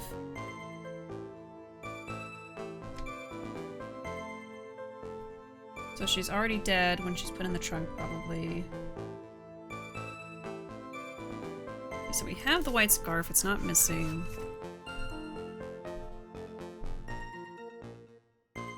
Need a good reason for her to testify. I still feel like there's something odd about, like, being stabbed in the back and they're facing each other. Apparently they fought. They struggled, though, but they didn't say there was any evidence of that. The student was out there to take pictures of wildflowers in the rain. Falls pushed her from behind and she fell on her stomach. Oh, I think I just got it with that sentence. I just got it. Okay. Oh my god, it took me reading the notes, of course. Okay. It's just like, it's just logic. It's logical, but like, if you don't think about it, it's not gonna click. Okay. I don't know how I'm gonna present the evidence to prove it, but I think what the issue is the scarf is muddy, right? If he pushed her and she fell on the ground, why is her coat not muddy, right? So now I gotta figure out how to say, like, muddy scarf, but no muddy coat? You know, so let me try to figure that out now. But I think that's the problem. Okay. Shows the victim wearing the scarf. It's drizzling. It's a little hard to see what's going on. Down behind, stabbed her in the back. It must have been when the scarf fell off. Now, the bridge could be muddy. I think what we're trying to prove is, like, you know, was she really pushed and fell on the ground? Because she would be covered in mud because it was raining. They were on the bridge. Now, what do I present the scarf to? I guess I'm presenting the scarf. Let me look at it again. Found on dusky bridge, worn by the victim.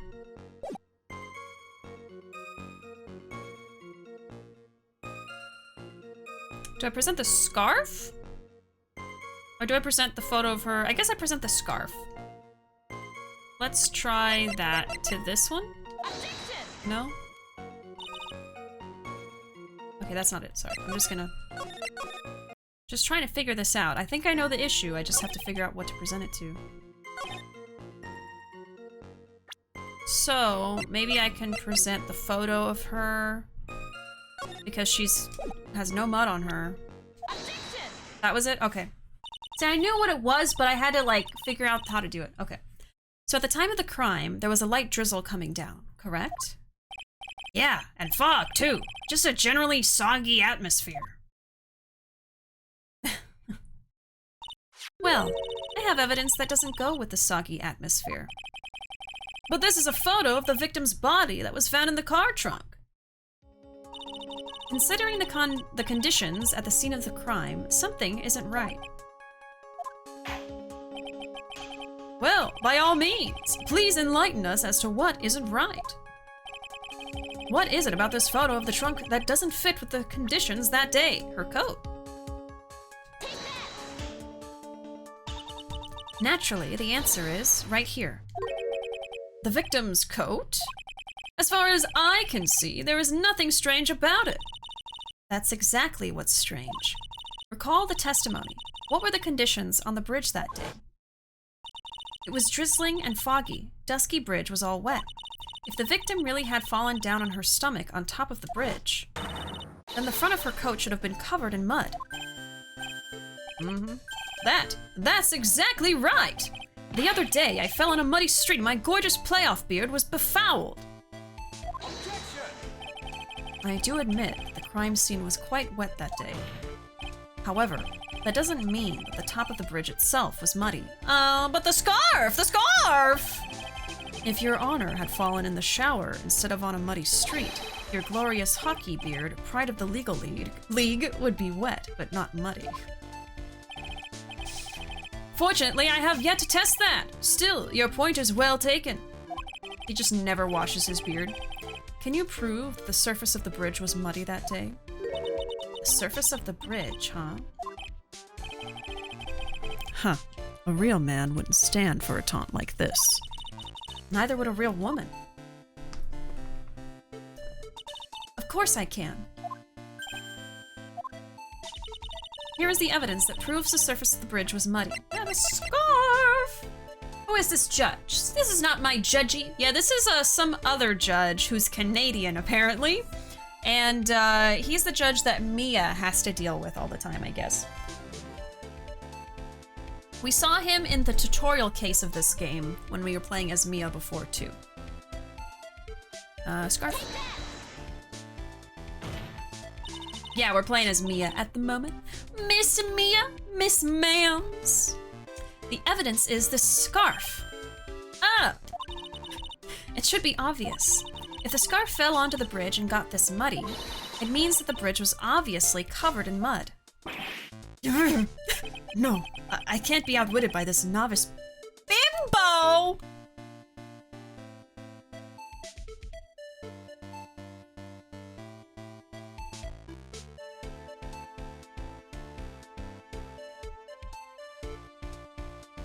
This guy. This guy. Boy, bye! Oh, and now the twink wants to shit talk! Now the twink wants to say something! Yeah, okay. You're not even a twunk yet. You're currently in the twink stage.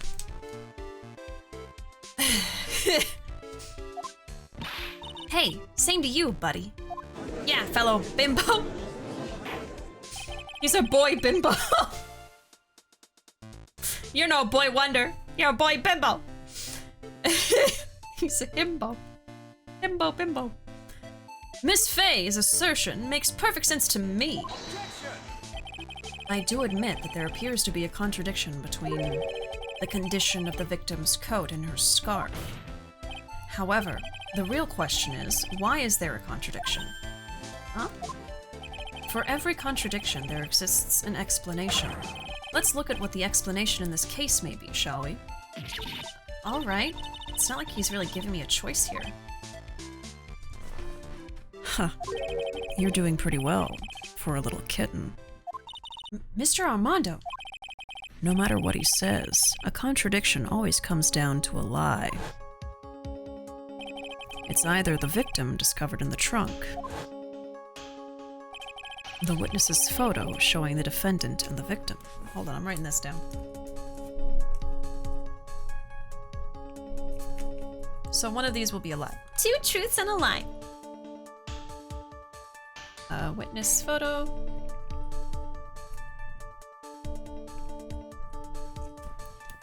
Showing the defendant and the victim. Or the witness's testimony that stated she saw the moment of the murder.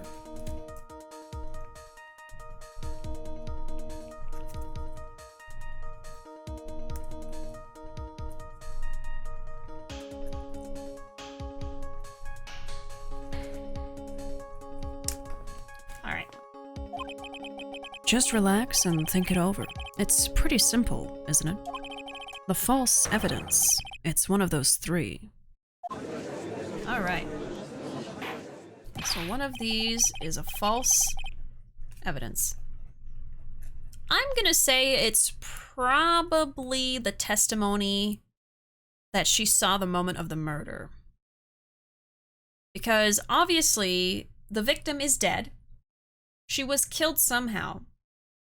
So the fact that she was like in the trunk, I don't think is wrong, because that was a photo taken by the police. And the fact that they were both there at the bridge, we can't disprove because she's wearing the scarf in the photo and it's at the designated time. It shows the people in it. I didn't see anything weird about the picture. So I think it's going to be the 3rd one. What you said just now, I'm not sure I like that. That wasn't me, Your Honor. It was the coffee aficionado over here that said it. This court is not in the habit of accepting false evidence, you know. Blame it on him, Your Honor. He's the one trying to slip false evidence into court. Calling him out! But we won't let him. We'll expose his evidence as the flimsy scam it really is. Yes. The false evidence in this case is the witness's testimony. I think. That's what my game theory is. Witness testimony. It is a no-brainer. Obviously, it's the witness that's suspicious. During his earlier testimony, the detective pointed out a crucial fact. The criminal shoved the victim down from behind and stabbed her in the back. Now, is that testimony exactly what the witness claims to have seen? Yeah, that's what the witness told us. That testimony is filled with holes. After all, the victim's coat isn't dirty at all. That's true. Huh. It's not just true, it's the truth. If there was a truly decisive witness in this case, I'm certain that boy Wonder over there would have called them in the first place. Your Honor, the defense requests to cross-examine the eyewitness. The testimony presented so far is not only vague, but contradictory as well. Bring out the witness! Well, Mr. Edgeworth, it appears that we'll need to hear from your mystery witness after all. Sigh, you should brace yourself for the brutal truth. Huh? Your Honor, the prosecution has no intention of hiding the witness from the court. We are prepared to present our witness at any time. Very well. Please bring forth your witness at this time. What Mr. Edgeworth said kind of worries me. What does he mean by the brutal truth?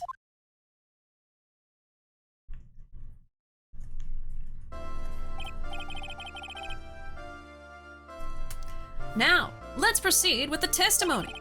Mr. Edgeworth, please go right ahead. Thank you, Your Honor. The prosecution summons the woman who saw the events that day with her very own eyes. This is it, Mia. The battle begins here.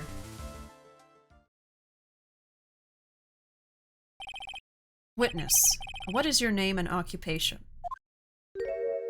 Oh! This bish again. I didn't think I'd see her again. Everyone is so silent that I can hear their hearts going pitter-patter. So, she was also in the tutorial case. And I believe, oh gosh, how did the first case go? Was Mia defending Phoenix? And she was the one that was like a witness testifying against him? Something like that. This bish, yep. The tutorial case is further in the timeline after this one too. Yeah, I figured because of what happened in the first case. She shouldn't be here. She was a witness in that too, yeah. So this predates the tutorial. So this is even sooner. Yeah, she was the murderer, so she wouldn't be here right now. All right. So we are even earlier on in time. So yeah, that wasn't her first trial. It was just, we were just playing as Mia, who was still new, but this is her actual first trial. Okay. This is in the past. Yes. Yeah, we're like super far in the past right now. This is her first time having a court case at all.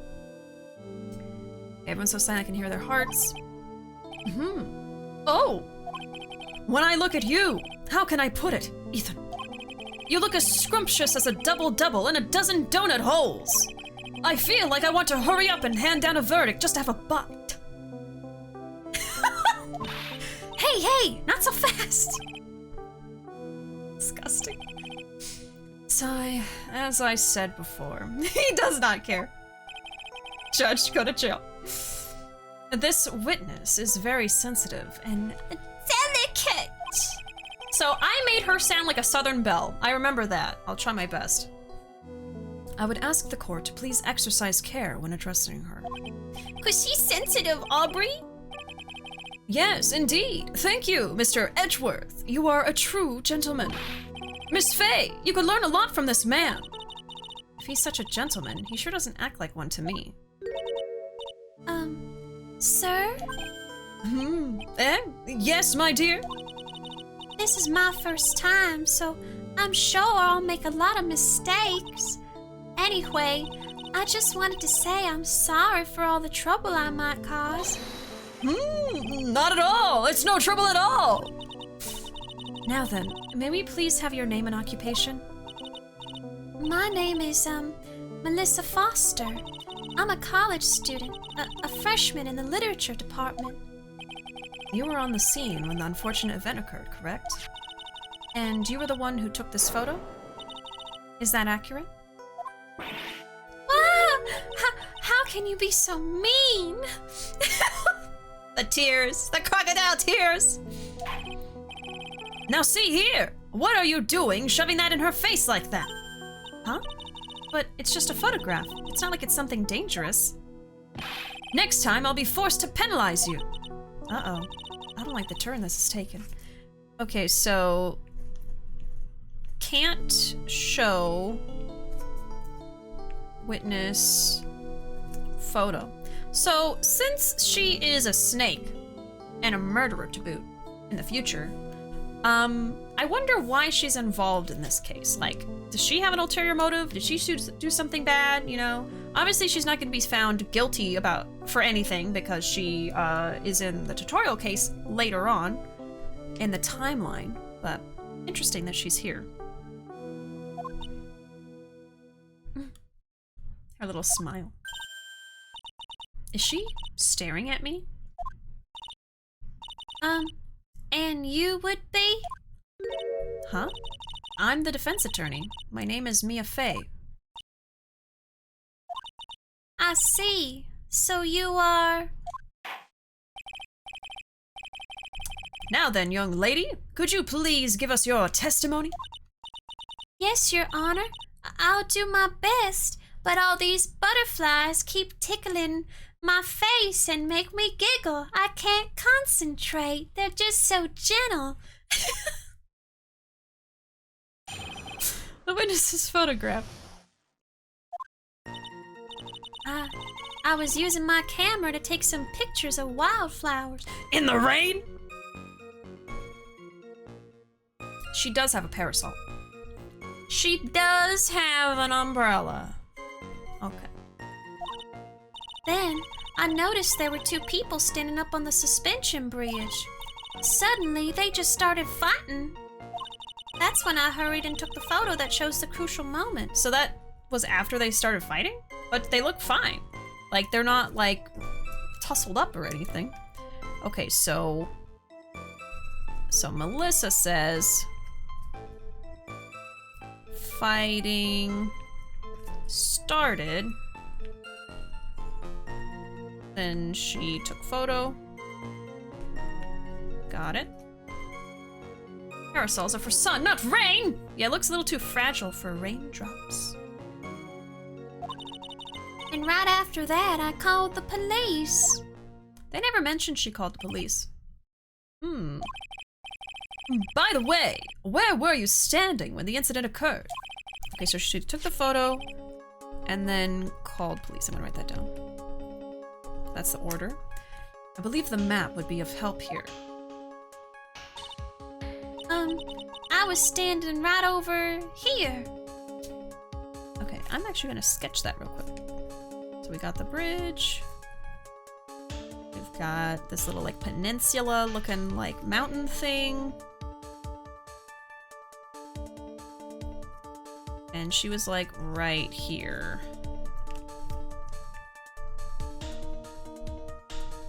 Okay. I already know the problem. Yeah, me too. Looking at it, I'm like, yeah. Great angle. Just amazing angle. Because I know earlier, it's not there right now, of course, which I wish it was, but the dots that showed the killer and victim's placement was like behind the peninsula. Like you can't, she couldn't see anything. This frickin' thing's in the way. Okay, I was standing Right over here. I was standing in a beautiful field surrounded by tall cliffs. Tall cliffs, huh? So, you took the photo from that location, eh? I brought the camera I was using at the time, just like Mr. Edgeworth asked me to, and it's pink and cute and so small, just like me. Okay, using it just like... Oh, wait, what? Oh, she brought the camera to court like Edgeworth. I thought she was saying Edgeworth told me to go to the mountain and take a picture with this camera. I was like, oh, this is going deeper than I thought. Okay, so, yeah, Edgeworth asked her to bring the camera. Ho, ho, ho. What a cute camera. Just like its owner. Oh, dear God.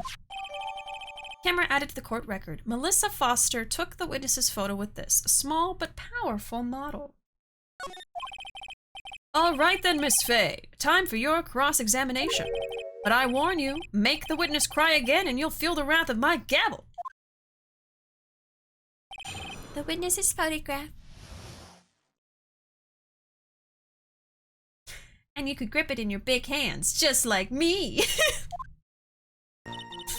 Okay, I was using my camera to take some pictures of wildflowers. I'm gonna save.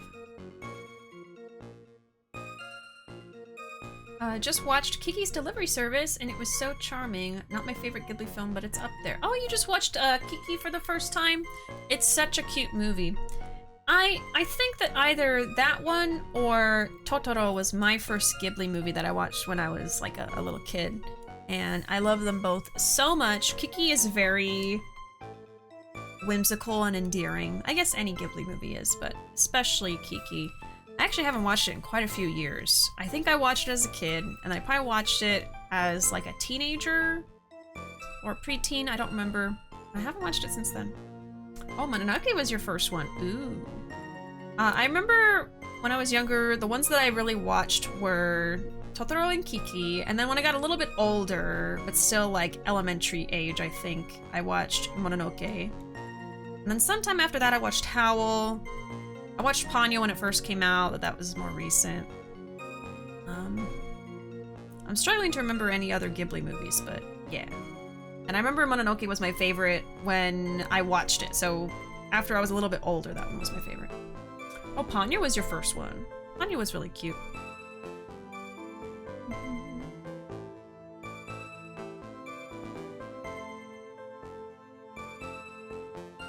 Oh? Pig's throne? What could you mean by that? Did I check something? I don't want to make any assumptions.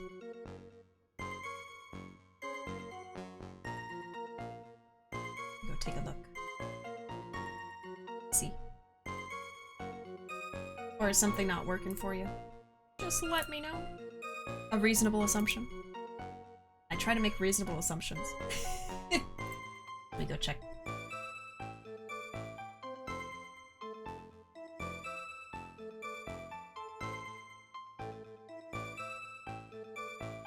Oh! I see! I wonder why it's... Let's see. That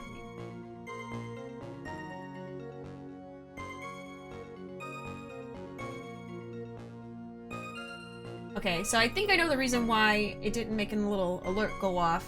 Because it's, like, queued right now, which I think with, like, digital stuff, it does that. So I can redeem it in a few days, it says. It's gonna wait a little bit, I guess to avoid fraud and stuff. But, PC Man has gifted me, Aviary Attorney on Steam, which is like Ace Attorney, but with birds. So as soon as that is, like, available to me, I'm gonna redeem it and let you know if it went through and everything.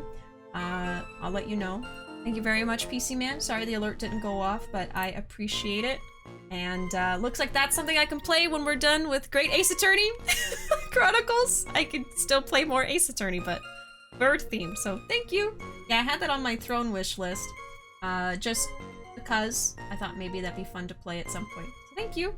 I'll let you know if I'm able to get it, but it says I have to wait a little bit just because it's a digital good. It doesn't want to, I guess it wants to avoid fraud and stuff. Something like that. It's just, I looked for a second to go see what was wrong, but it's on there. I see it. So thank you very much, PC Man. I'll keep you updated. Maybe the alert will go off in like 3 days on stream, just randomly. Like, oh, there it is. Thank you. All right, what was I doing here? I was using my camera to take some pictures. So I was about to press. I was about to press. It's gonna randomly go off at some point. Yeah, probably. I think it should go off even if it's queued up and not, like, available yet, but that's just me, I guess. All right, so we're gonna press. Yes. Did you say wildflowers?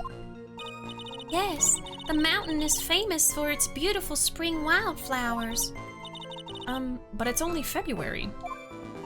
Well, I couldn't wait for spring to come. Well, the flowers are gonna wait. Ho ho. I know just how you feel. It's just like when I first started growing this glorious beard of mine. I just couldn't wait, so I wore a dyed blonde Santa beard until mine grew in properly. That's something you want to admit to everybody? Would you mind if we got back to the facts of the case, Your Honor? Okay. So I don't think that was really important. I'm not gonna take any notes. I think my favorite Ghibli is Grave of the Fire. Oh yes, I've watched that too. I forgot. I cried for 40 minutes straight, but yeah, it's my favorite. Oh, or Spirit, and then Spirit Away. I can't remember all the movies. Oh my god. Yes, I've seen both of those. And yes, Grave of the Fireflies. Do not watch it if you're not ready to sob. It is so sad, but it's very good. It's a very good movie. Still haven't seen it. Do you want to see it? Or you just haven't had like a chance? Be prepared to cry. Have some tissues at the ready. It really got me.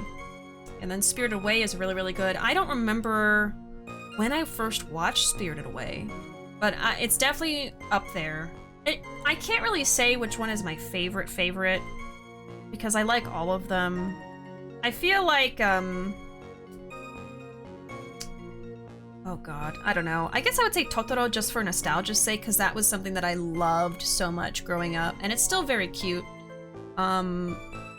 But then Kiki, Spirited Away, Princess Mononoke. I would say those are like in the top of my list. And then I still like Howl. I still like Grave of the Fireflies. But I would say those other ones are like definitely up there for me. I want to see it, but I don't want to cry, right? You gotta be ready to cry when you want to watch it. And then once you watch it and then you don't cry. But you know, I think it's very sad. It's like a great cinematic movie, but it destroys you. Okay, I was using my camera, take some pictures. I noticed there were 2 people standing on the suspension bridge. Was there anything strange about the 2 of them? I'm a bad girl. I know I am. Hello? It looked like they were having a really serious conversation up there, so I decided to watch them, like some kind of peeping Tom. No, not at all. Everyone is like that. Speak for yourself, Judge. I love watching other people fight too. In fact, I can't get enough of it. Actually, that's why I took this job in the first place. Wow, he's really telling on himself. Too much info, Your Honor. In any case, it's perfectly natural for you to have kept watching them, especially dressed as they were. Well, anyway, I was watching them very closely. Suddenly, they just started fighting. Do you have any idea what they were fighting about? Huh? No, I have no idea. Why do you ask that? Oh, I just thought that maybe you overheard what they said. Oh, why is she crying? Oh, God. I would never eavesdrop. I've got more class than that. That's right, Miss Faye. Don't drag the witness down to your level. Okay, he didn't penalize. I thought he was gonna actually penalize. I was like, girl, stop crying. I'm gonna lose my job. I don't like this girl at all. I know it. She's so manipulative. Never underestimate the power of tears and dumb men. My God. I don't want to cry, and like, I already know about the poster and the B-29. Oh gosh. So like, you already know some things about the movie. A while ago, I saw Princess Mononoke for the first time and loved it. It was absolutely beautiful, and the themes of the film were everything. Yes,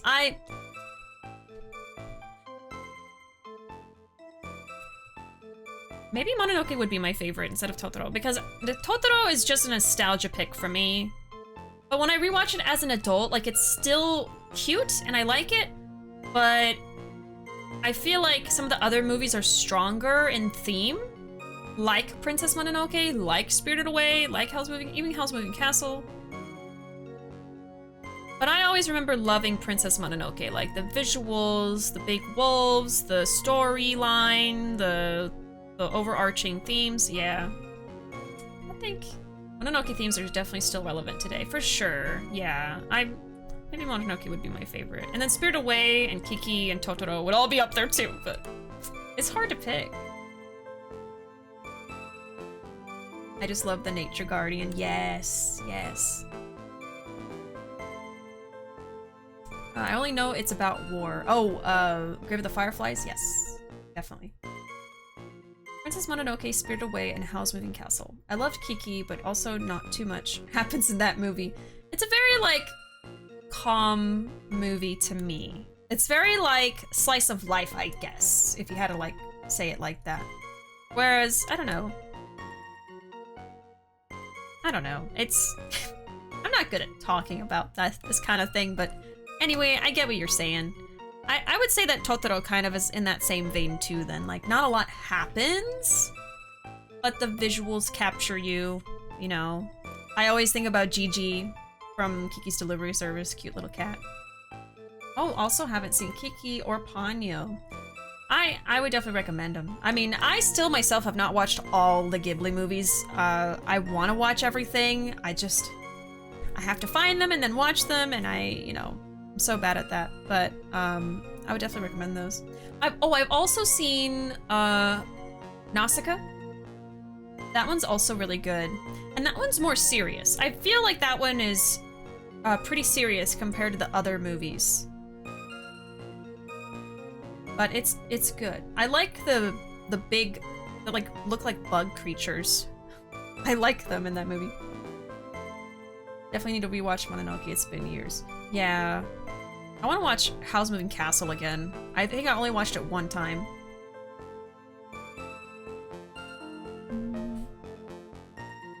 You're talking about the game now, PC Man? I'm like on a Ghibli rant here. I haven't even pressed her on this yet. Let me figure it out. I haven't even absorbed what she said yet. Just talk about Ghibli.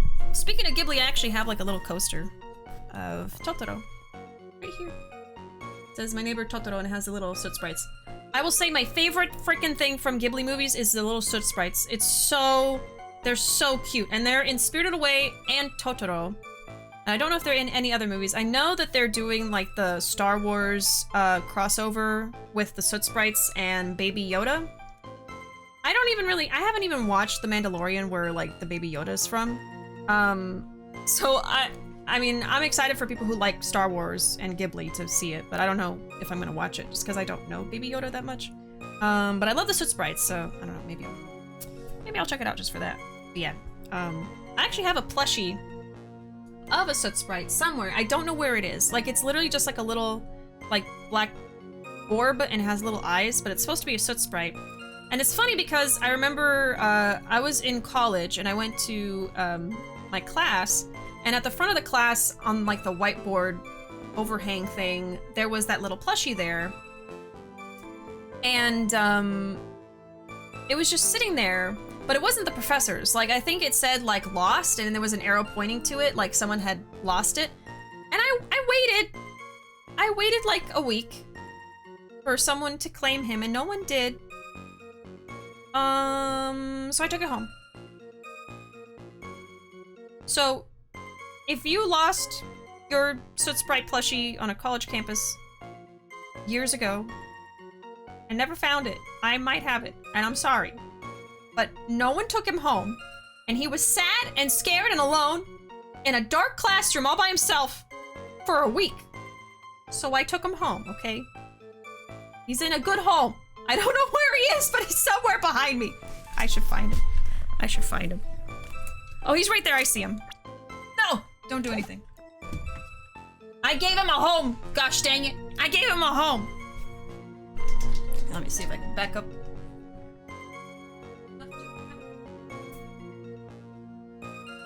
Here. I have him right here.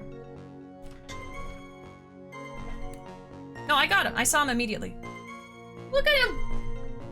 He's just a little guy! He was all by himself! On a little shelf in that classroom for a week, okay? Look at him! I had to take him home. It looks like he had like a keychain and it like came off or something, I don't know. So it probably just fell off of someone's bag, but they didn't get him. They didn't come back to get him. So I had to take him. And I've had him ever since. He's just a little guy! He's so cute! He's floofy. Yeah, he's soft and fluffy. So, you know. That's him. And I know it's him because it has like a Ghibli tag. Yeah, Studio Ghibli. So I know he's a Soot Sprite. So I actually keep him in a cubby with my plushies of all like the little, like he's in a drawer that's like all supposed to be black cats. Because Ruuuvo loves black cats, so we have a lot of plushies of them. And he just fits in perfect. So he just looks like a little cat face in that cubby, so he's in there. If no one claimed him after like a week, then he's yours now. Right, like no one came back, and I didn't know what was gonna happen to him. I think it was even like maybe the last day of class or something. So I just took him. Who knows what would have happened if you didn't take him, right? What if someone threw him away or something? I don't know. Oh, he's mine now. He's gonna live on the desk now for a little bit. I don't know if I can show y'all the... I know we're doing a little tangent here, but... I wonder if I can show y'all the cubby that he's from. Yeah. So, see this one? There's like a big black cat here. It's all like a bunch of black cat plushies. So he lives in there. All the little kitty cats. Little tangent. It's a long tangent, but you know, it's fine. That's what we do here. That's how I live my life. That's how I get my kicks. Let's see. He's safe and loved, yes. I wanna like squish him under my headphones. Look, he's my little friend! A little guy! Can't see his face. I have to like scrunch down like this. There. Can't see. You can't see him. Okay. I have to read chat like this now. Catching up with chat. Did you know Yagami is the VA for Hal? Ooh, I didn't know that. Cool. Oh god. It's falling. Wait! Oh my god. Oh my god! Oh my god!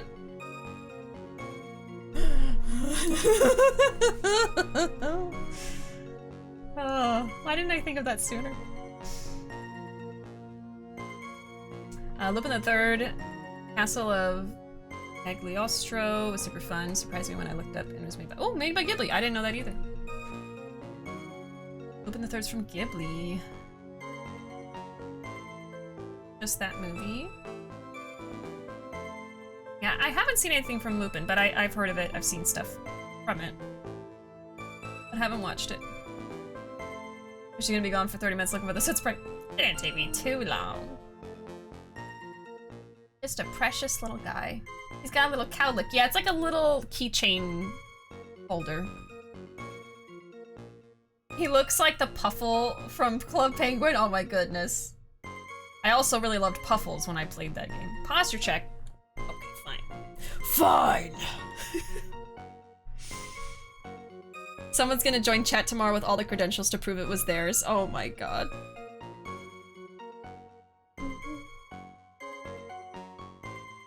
Oh no. There's a desync? I can hear the words before I see Bishi's lips move? Uh-oh, what happened?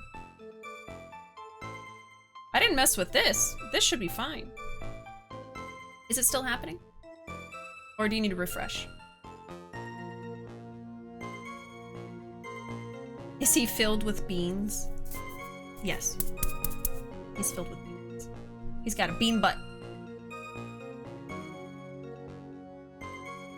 He's peeking. Sound is fine. I don't know why it's desynced for me. Try refreshing.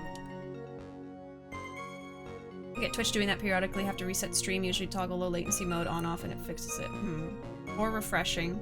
Yeah, let me know if it fixes itself. But if it's only for 1 or 2 people, then I don't think it's me. Am I the problem? Bean butt, bean butt. All right. I'm just gonna leave him there. This is so cute. He's just gonna stay there. Okay, back to video games. That's when I heard and took the photo that shows the crucial moment. So I already said something to that, and then she cried. Okay, now here. Me? The drama? No. Couldn't be me. Why did you take a photo? Well, the two of them were really going at it. Ever since I was a little girl, I always wanted to be a news reporter. I guess that part of me just kind of took over. It smells like a lie to me. Yes, I understand completely! Even now, I can't completely abandon my boyhood dreams. I still use my grandson to test my comedy routines on. So he wanted to be a comedian, huh? Not that it has any bearing on this. All I could do was to use my camera, so I took the photo of the crucial moment and gave it to the police. Okay, so we ask, why photo? They fought so much. Journalist. Okay. Right after that, I called the police. You called the police? Yes, because it looked to me like the murderer was going to try to escape. We were already moving before the call even came in. Thanks to the victim's note, we had already started our operation. That was certainly tough luck for the criminal, eh? If Terry Falls isn't the criminal, then there must be something strange in that girl's testimony. Be careful, kitten. That girl has the judge wrapped right around her little finger. You're going to have a tough time poking holes in that testimony of hers. You're gonna have to come up with something really good, Mia. Oh boy. Okay, let's see. So, even Mia said there was something fishy about how she took the photo, like the reason why. But what do we have to prove? So, Foster took the witness's photo with this, a small but powerful model. We also have her profile. College student witnessed and photographed the incident on Dusky Bridge. Taken by the witness. So, I mean, my thinking in my head is that in the picture, it doesn't really look like they've been fighting. Apparently, the timeline from her point of view is they started fighting, and so she took a picture. It doesn't look like they've been doing much of anything, maybe just talking and standing there, so I don't know if that really matches up. But I don't know how I would prove that. By the victim at the time of the incident, found on Dusky Bridge. Photo of the trunk of Fall's car.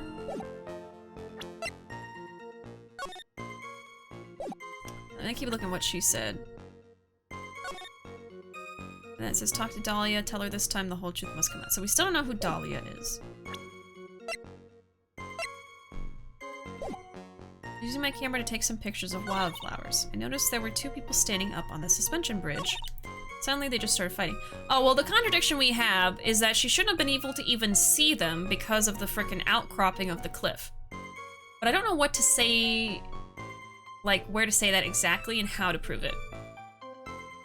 Like, we have the bridge. So maybe I can show the map of the bridge to something.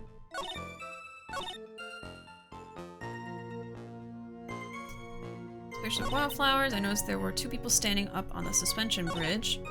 Suddenly they just started fighting. That's when I hurried and took the photo that shows the crucial moment. And right after that, I called the police. So I think that we want to say something to this. I hurried and took the photo that shows the crucial moment. Because, yeah, earlier they said that she accidentally took a photo, but maybe more so it's like she was in the right place at the right time. She didn't go there to take a photo of what happened. It's just she happened to be there, and that could be accidental, I guess. So it's obvious that she's pointing at them. It's not an accident that she took the photo in the first place.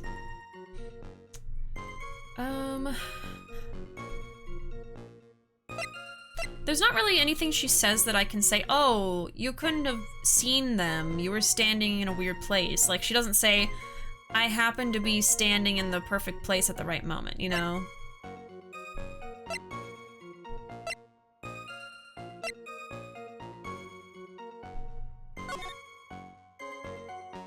And you do see a cliff right there. You do see that. So maybe it's possible that she could peer around the cliff and take the photo? Perhaps. What do you think, little guy? What do you think? The map shows the cliff extending out pretty far. Yeah. I don't know how a person could see around that. But then why else would the rock outcropping be there? No. It's weird, but I don't know how to, like, put it into the game.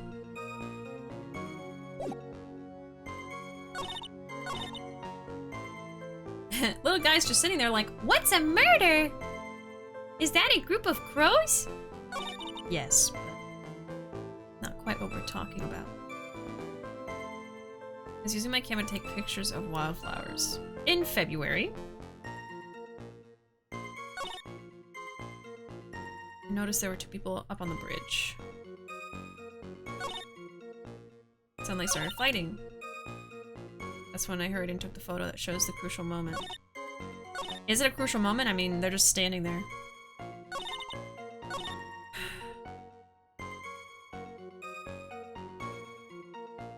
I save. Where does this take place? Like, the overall story? Like Ace Attorney, the game? Or something more specific? Hey Ty, welcome in. Yo, my fellow Yakuza friend. You hyped up about Like a Dragon Ishin remake? Oh, I sure am. Ever since I got into Yakuza and heard about Ishin, I've been very, very ready for them to bring Ishin to the US. People told me it would never happen. I held out hope that someday it would happen, and it finally did. I'm very excited for February. I actually just finished the Kaito DLC from Lost Judgment last week. So now I don't have any more Yakuza to play until February. So yes, I am very excited. Welcome in. Is this in Japan, US, elsewhere? So in the original game, it's in Japan. In the localization, they make it take place in like LA. A lot of people call it like Japanifornia, so it's like Japan, California. Yes, yeah, the answer is just yes to both of those. Yes. Originally in Japan, localized to the US, specifically LA, yep. I got it. Better stream it or make a YouTube video. I need something to watch while I eat my food. Yeah, for sure. I'm 100% planning on streaming Ishin. I've been dying to stream it. I was even considering someday just playing the original Japanese version and just having some kind of a translation pulled up at the same time if I was that desperate. But thankfully, by the time I was almost done with all the Yakuza games, they came out with the announcement, so I don't have to do that. But yeah, I'm very excited for February, for sure. Any Yakuza game, you can assume I'm going to stream it and then upload it to YouTube. I'm still trying to finish uploading Lost Judgment to YouTube. I'm really behind. I actually just got married a couple weeks ago, so I've been very busy these last few months, but hoping to catch up on YouTube uploads soon and get all of Lost Judgment out, and then I can finally start uploading Yakuza 5 and Yakuza 6, but I have all the videos, I just have to edit them and put them online, so. You're married? Oh, dear God. Every time I say it, all of chat pretends they don't know anything about it. My God. Congrats. Thank you. I appreciate that. Yeah. Got married to Ruuuvo there in chat. They got a promotion to spouse. What? You're married? Oh, dear God. Anyway, thank you. I appreciate it. But yeah, I've been a little bit busy, but finally catching up on stuff and trying to figure all that out. Nani, my Kyodai is married? What? They're married? Oh my God, they're married? I noticed there were 2 people standing up on the suspension bridge. Oh God, I forgot I was stuck. I was just in blissful, like, oh, everything's fine. And going back to the game, oh no, I'm stuck. Okay. I guess, let me just take a shot in the dark real quick just to dispel something here. So I'm just gonna say the picture of the bridge to this and see what happens. I'll probably say this to a few of the dialogue just to see what happens, because I feel like maybe that's the issue, but... Okay, it's not that. I'm just gonna load the save. I'm not really sure at this point. I'm not really sure. Hurried and took the photo. I'm gonna show the bridge again. I don't think the bridge is the issue right now. It might be an issue I bring up later. Because it's just not very clear that it could be this.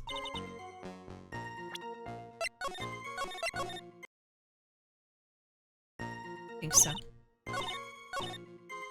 Right after that, I called the police. Okay, let's look over the evidence once again. Victim was stabbed with a knife in the back and died from blood loss between 4 and 5 p.m. I don't think anything she says dispels that. Let me look at my notes again. So I know I should not show her the photo that she took. I can't use this.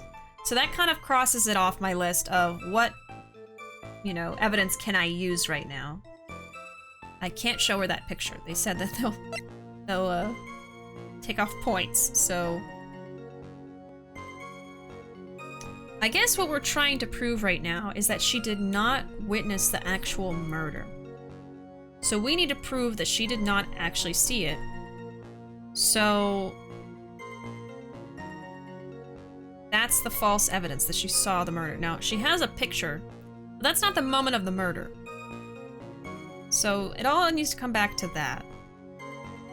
Once again, she says the timeline is she saw them start to fight, and then she took the photo, and then she called the police. And when we ask her, why did you take the photo, she says they were fighting a lot, and she felt like a journalistic need to take a picture, document it.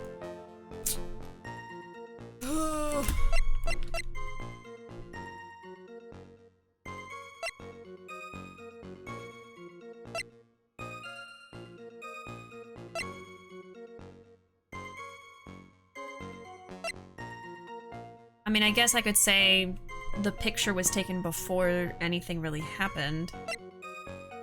We also have the camera. We also have profiles. Oh gosh. Hate being stuck. I wonder if I should press one more time and just kind of like read everything over again. I didn't take notes on much of what she said because a lot of it was just fluff. I'm gonna read this again. Take pictures of wildflowers. I don't really have anything that would say she wasn't there for wildflowers, I guess.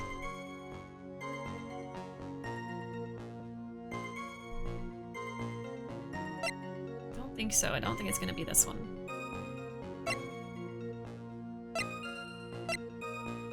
I mean, the only things that have to do with her specifically is this and this, but I can't use this. I was using the camera to take some pictures of wildflowers. Noticed there were two people standing up on the suspension bridge.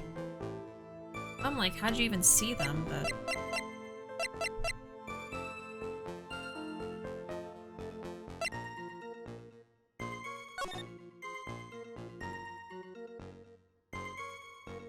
I feel like I'm getting hung up on the fact that she might not have been able to see, but obviously she took a picture. I think maybe she's lying about where she was and when. Suddenly they just started fighting. Okay. Maybe I need to take something to this, because it's like, I hurried and took the photo that shows the crucial moment. It's not a crucial moment. It's really not. It doesn't show anything but them standing there. So, no. I'll press on this one more time, see what she said. Why did you take the photo? Two of them were really going at it. I mean, to that I would say I don't think there's any proof of it, because they seem perfectly fine. I always wanted to be a news reporter. Sounds like a lie. And then she even says it sounds like a lie. All I could do was use my camera, so I took the photo and gave it to the police. And right after that, I called the police. So maybe I need to present to this, but I don't know what exactly. So, what contradicts? I hurried and took the photo that shows the crucial moment. This picture?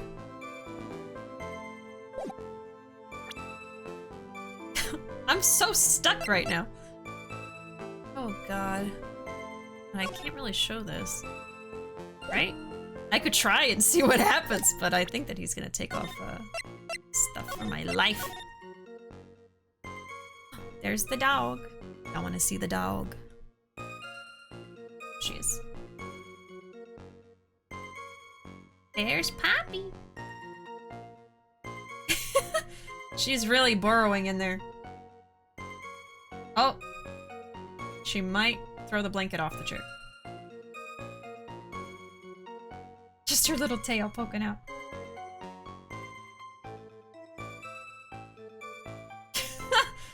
She's trying to carve out a tunnel for herself. A little cave. Is she good? I think she's good now. That's all she does all day. Okay, I'm just gonna present the photo and see what happens. They said I can't show the photo. But that was the answer? They said I can't show the photo. I was thoroughly convinced, okay, I can't show the photo. Because she's gonna cry and they're gonna take off points. Really? This game. Witness, when you said you took a photo of the crucial moment, is this what you meant? All I can see in this photo are two people facing each other. You testified that you saw the two of them starting to fight. Normally, that's the kind of thing we would refer to as a crucial moment. Why haven't you presented a photo like that?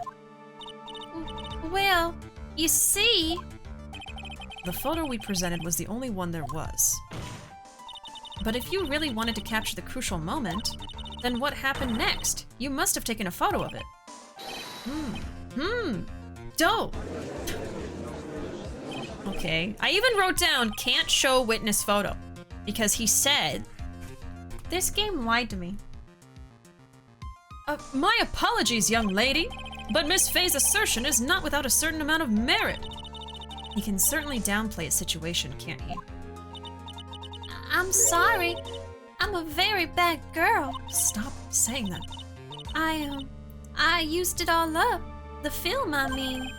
You ran out of film? This photo was the last one. What? Unfortunately, that is the truth.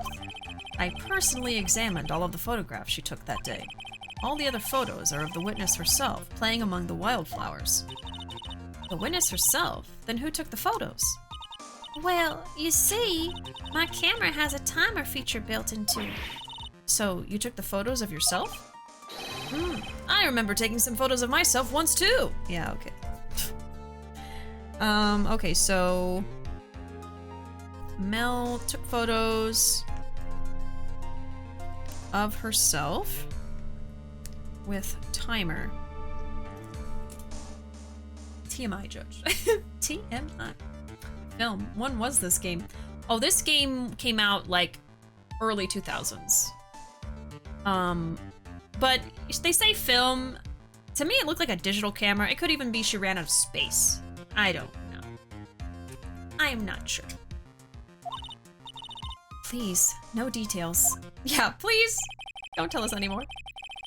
It seems that Miss Faye's assertion was not so decisive after all. Wait, just a minute.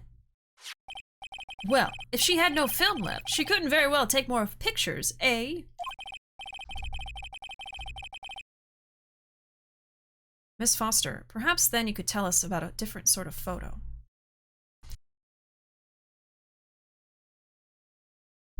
Sorry, I had to sneeze. That's why I was like pausing. I was like, am I gonna sneeze right now? Anyway, Miss Foster, perhaps then you could tell us about a different sort of photo. Photos of the incident that you took with your very own eyes. Mr. Edgeworth, you're quite the poet. A second I thought, no. No. Very well then, let's get back to the cross-examination. Let's hear your thoughts on the fight that you witnessed. Yes, Mr. Judge. Boy, this guy is really a sucker for sweet talk. Huh. It looks like the other kitten in the room is the one that's getting all the attention. Yeah, it's sickening. Sickening! I was using my camera to take some pictures of wildflowers. Oh, she has to, okay, she's changing the testimony. I noticed there were two people standing up on the bridge. Suddenly they started fighting. The victim turned around and tried to run away, but she only got about 10 yards before she was stabbed in the back. If Terry Falls isn't the criminal, then there must be something strange in the testimony. We've read this before. Okay. So this is new. So I'm gonna save here.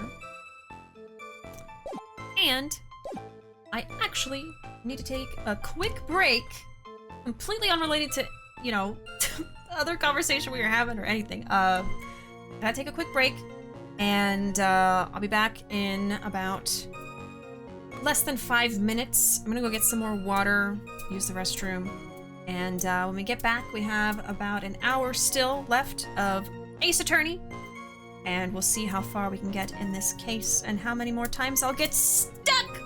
Hopefully not too many more, or at all.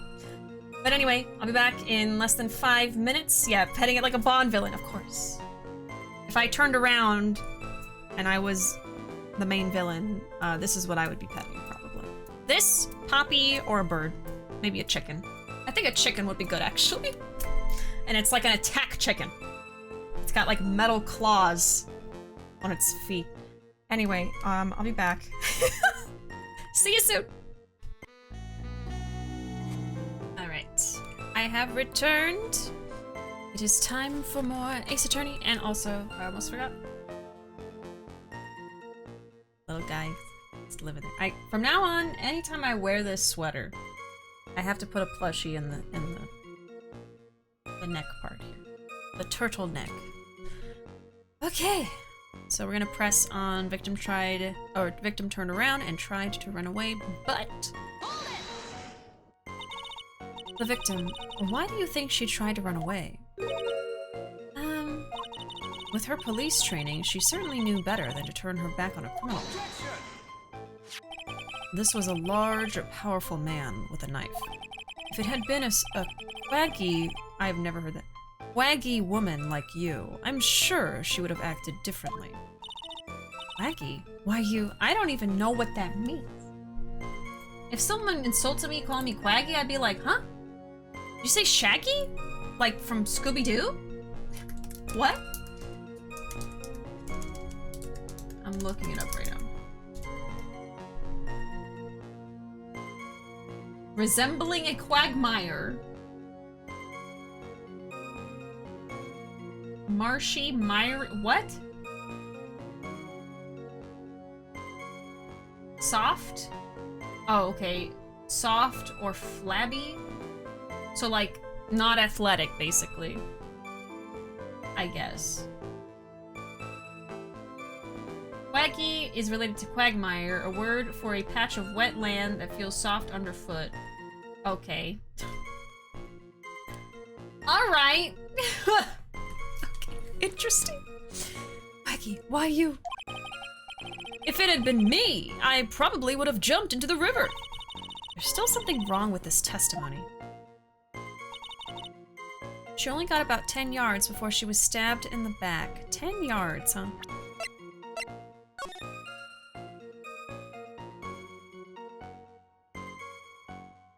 Now here, I don't think she would have seen that. Or like, which direction should she run? I mean, like, the bridge is broken on one side, and then on the other side, I don't think she would have seen it because of the cliffs. So, something definitely isn't adding up here. Maybe it'd be about this. Victim turned around and tried to run away, so let me press on this. So you're saying Sergeant Hawthorne wasn't able to get away from him? Well, it's a narrow bridge and it was swaying back and forth. If you ask me, both of them were in danger of falling off. I only wish I could have done something to help her. That seems to make sense. I wonder about that. Something seems kind of off. Huh. Does it now? You have a good sixth sense. When you feel that something's off, that's when you need to figure out why. If Terry Falls isn't the criminal, then there must be something strange in that girl's testimony. Oh, yeah, we've established that! We've established it! Blah, blah, blah, blah, blah, blah, blah, blah. Alright. As there's people up on the bridge, they started fighting. Victim turned around and tried to run away. She only got about 10 yards before she was stabbed in the back. So one of these is wrong. It's either this one or this one. Why this one? Because it's so specific. Hey, Lemon. Welcome. Should I might have asked you this before and I've forgotten. Should I call you Nature or Lemon? I think you've said before that either's fine. I'm probably just gonna kind of interchange them. Sorry. I think I usually call you Nature, but I'm gonna call you Lemon today. Just because. Yes. I am live and I am playing the Ace Attorneys. We are in Trial 4 of Trials and Tribulations. Just started it today.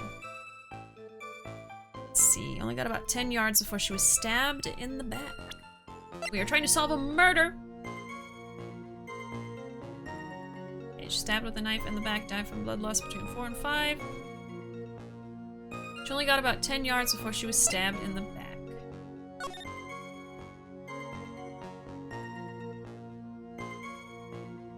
Okay. So I feel like I need to show the bridge. Or...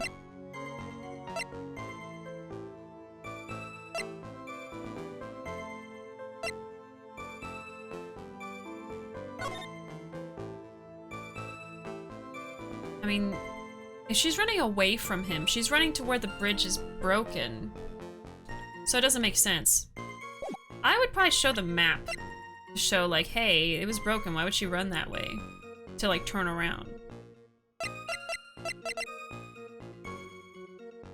That's a timer function, yeah. So I'm gonna show the picture of the bridge and see what happens.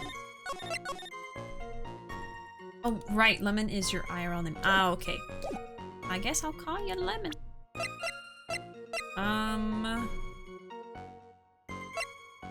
Okay, show the picture, right. Yes! I did it! I did it! Witness, your testimony is a joke. Huh? What? But I just... Miss Faye, I thought I warned you not to make the witness cry. One short testimony and 2 bad contradictions. There's no possible excuse. You say there were 2 contradictions? It's simple. Just take a look at the diagram of the area.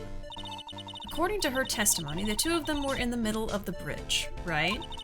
But if they were, and the victim had turned around and tried to run, well then... she would have hit a dead end. Yep, okay, so I was right.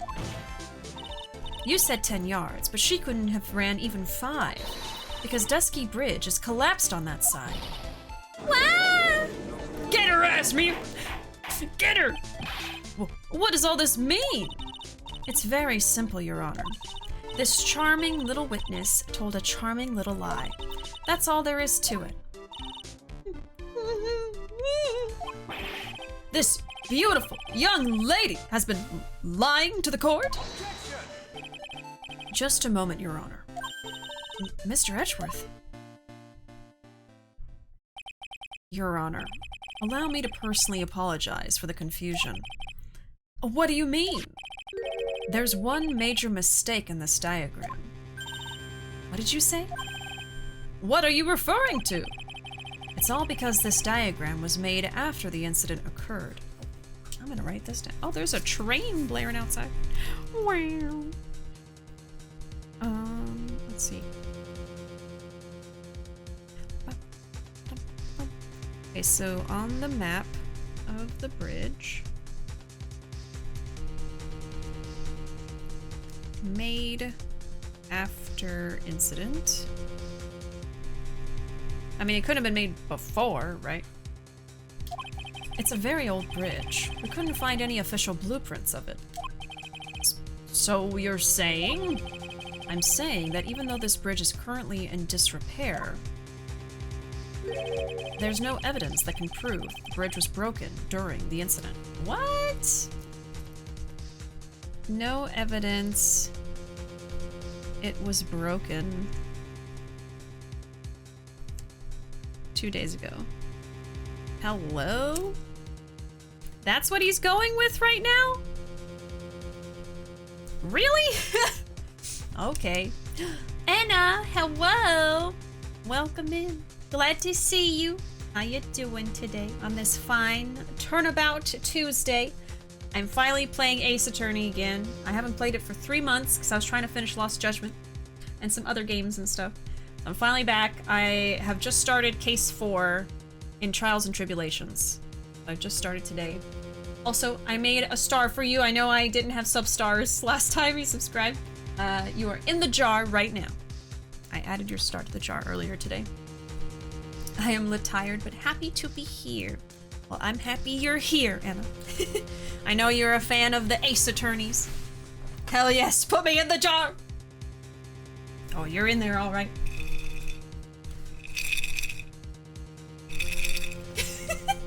You're in there! I'm shaking you around. Making everyone dizzy. Okay. There's no evidence that can prove the bridge was broken during the incident, which I think is such BS. Shake me! Okay, damn! I'm not gonna drop my controller. You like that? Okay, I'm gonna stop. Yeah. Nothing can prove the bridge was broken. That's ridiculous. You can't actually tell the condition of the bridge from this photo. Really? I apologize to the court for not being more clear when I presented the evidence. Oh boy. Huh. That guy is good. Huh? What do you mean? He planned it from the beginning. He's a genius, all right. That diagram of the bridge was his insurance policy. What? That coward. Just for anyone new here. Anytime Armando or Godot is on screen, I have to give him an ASMR sexy man voice. So that's why I have to lean into the mic. I even have a camera for it so you can see me when I lean over. That's what I'm doing. Shaken, not stirred. Mia, my baby girl. I love Mia so much. I'm so glad I get to play as her again. Armando. Diddly diddly dee. Hey Thunder, welcome in. Hi Bishy. Hi Thunder. Hope you're doing good. How you been? How's everybody's Tuesday going? Alright, Miss Faye, it seems you've once again made a reckless accusation. Scoffs in Hispanic.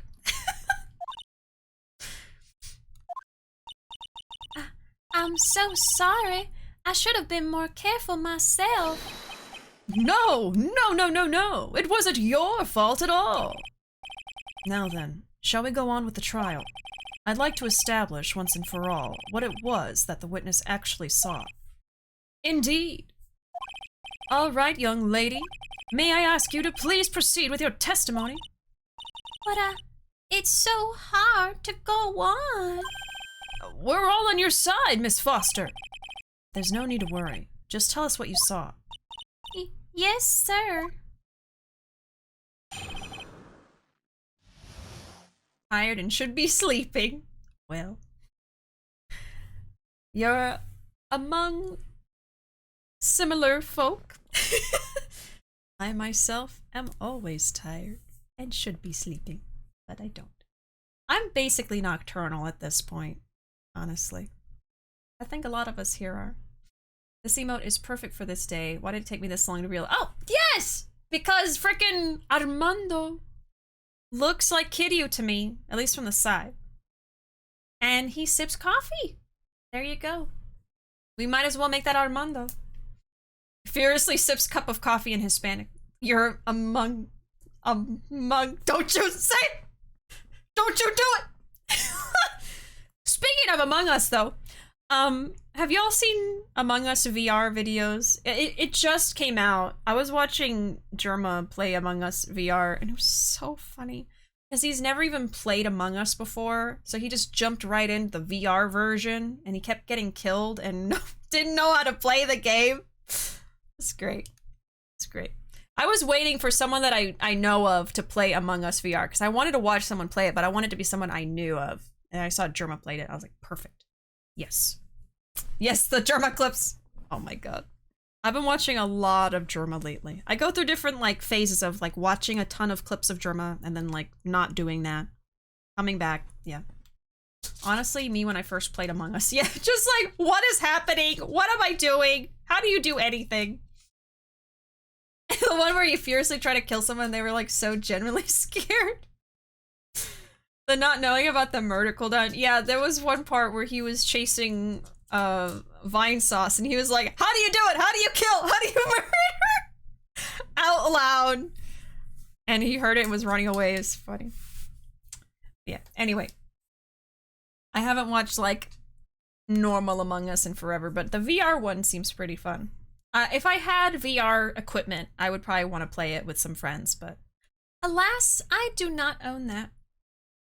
I don't got the things. Yeah, he tried to murder Vine. Yeah, I haven't seen Vine Sauce's reaction because his mic wasn't on, so I haven't gone and watched like Vine Sauce's version of events or anything. But I also thought it was hilarious when he went up to Germa and Germa's like saying, hey, those people over there, they're trying to kill me, and then just mid-sentence he actually kills him.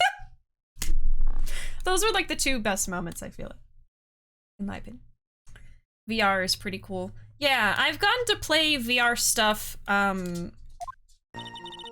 other people's houses, but I don't own any kind of VR stuff. I don't own a VR like PlayStation thing or Oculus or anything. I'd like to, it's just like, it's a bit of an investment and I just haven't felt it pertinent enough to do it yet. I have so many other games to play anyway, I just haven't, you know. But I do like the idea of it. I think it'd be fun. I would like to play VR scary game. I think that would be pretty entertaining. The one where in a panic he went to Vine's house and he killed German meat. Yeah, exactly. Vinny, listen. And then he dies. That was good. Poppy's back again. I just can't play this game today. Oh yeah, Phasmophobia in VR. Ooh. Come here. Poppy's back to say hello. It's because Anna's here, huh? Poppy knows Anna loves Poppy. Yeah. Do you know? Do you know that? Oh my goodness. Oh my goodness. Oh my goodness. She's trying to stand up with her hind legs on my leg. Oh, Poppy, please. Poppy, my other baby girl. Chat's beloved doggo. So happy to be here. Yeah. Yeah. Oh god. Don't give me too many kisses, please. Not too many. If I could fit you in here, I would put you in there. The real stream right here. Yeah, this is actually what you're all here for. I know. I know.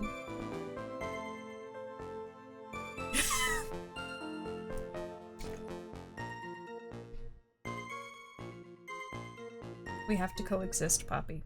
You can't lick my face every time I try to be right here. Okay. Oh. What's the matter? What's the matter? I'd be willing to try Among Us VR with trusted people, but also I don't want to buy a VR set. Right? Like, it's expensive. There's a lot of games out for VR stuff nowadays, I think, but then you have to buy the VR headset and the games. So, it's just an investment. And I'm still trying to get my hands on a PS5 sometime in the future. I would love to have one by the time Ishin comes out. I would be very happy if that were to happen, but we'll just have to see if I can pull it off. Every time I see Poppy, my heart gets so happy. Oh. You hear that? Did you hear that with your big ears? Huh? She looked at the camera. She understands. She knows. Please don't lick my face. She knows. Meow. Where do you want to go?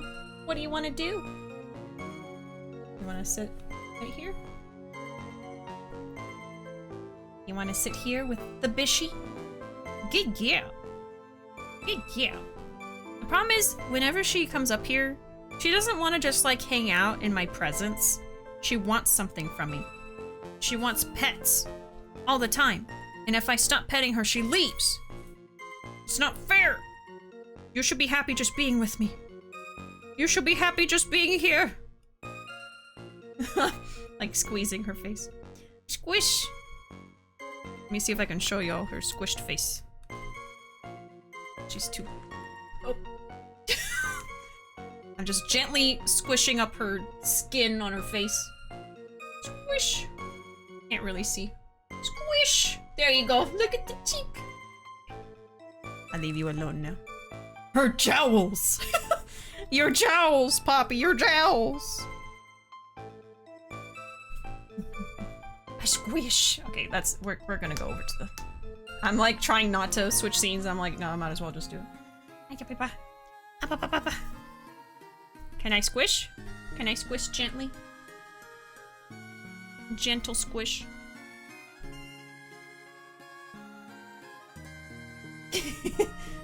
Gentle squish. Gentle squish. Back massage. Back massage.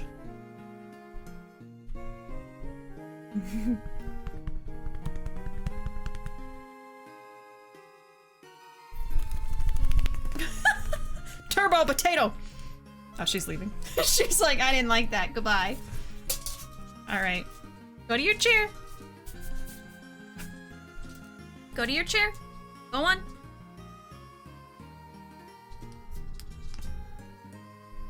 Go to your chair. She's still shaking it off. Go on. Go up in your chair. Just give her a sec. Oh, there she goes. Okay. She knows. She knows what to do. All right. Good yeah. Oh, that's a good face. That was a good face. It's this gentle Pokemon music. And now she's giving herself a bath. Alright. Goodbye, Pop. Goodbye for now. We'll see you later. Oh, posture check. Yes. I will have perfect posture now. And I must take a sip from my bat cat cup.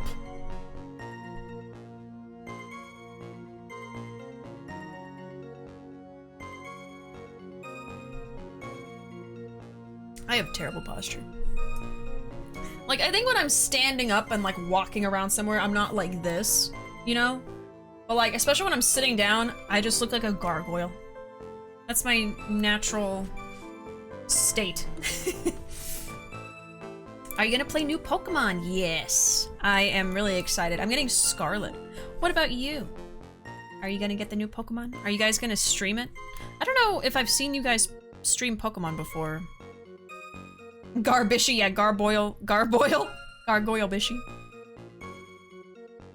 I haven't streamed like every Pokemon game, but I've streamed I think any of the most recent installments, like the re-release of Pearl and Diamond.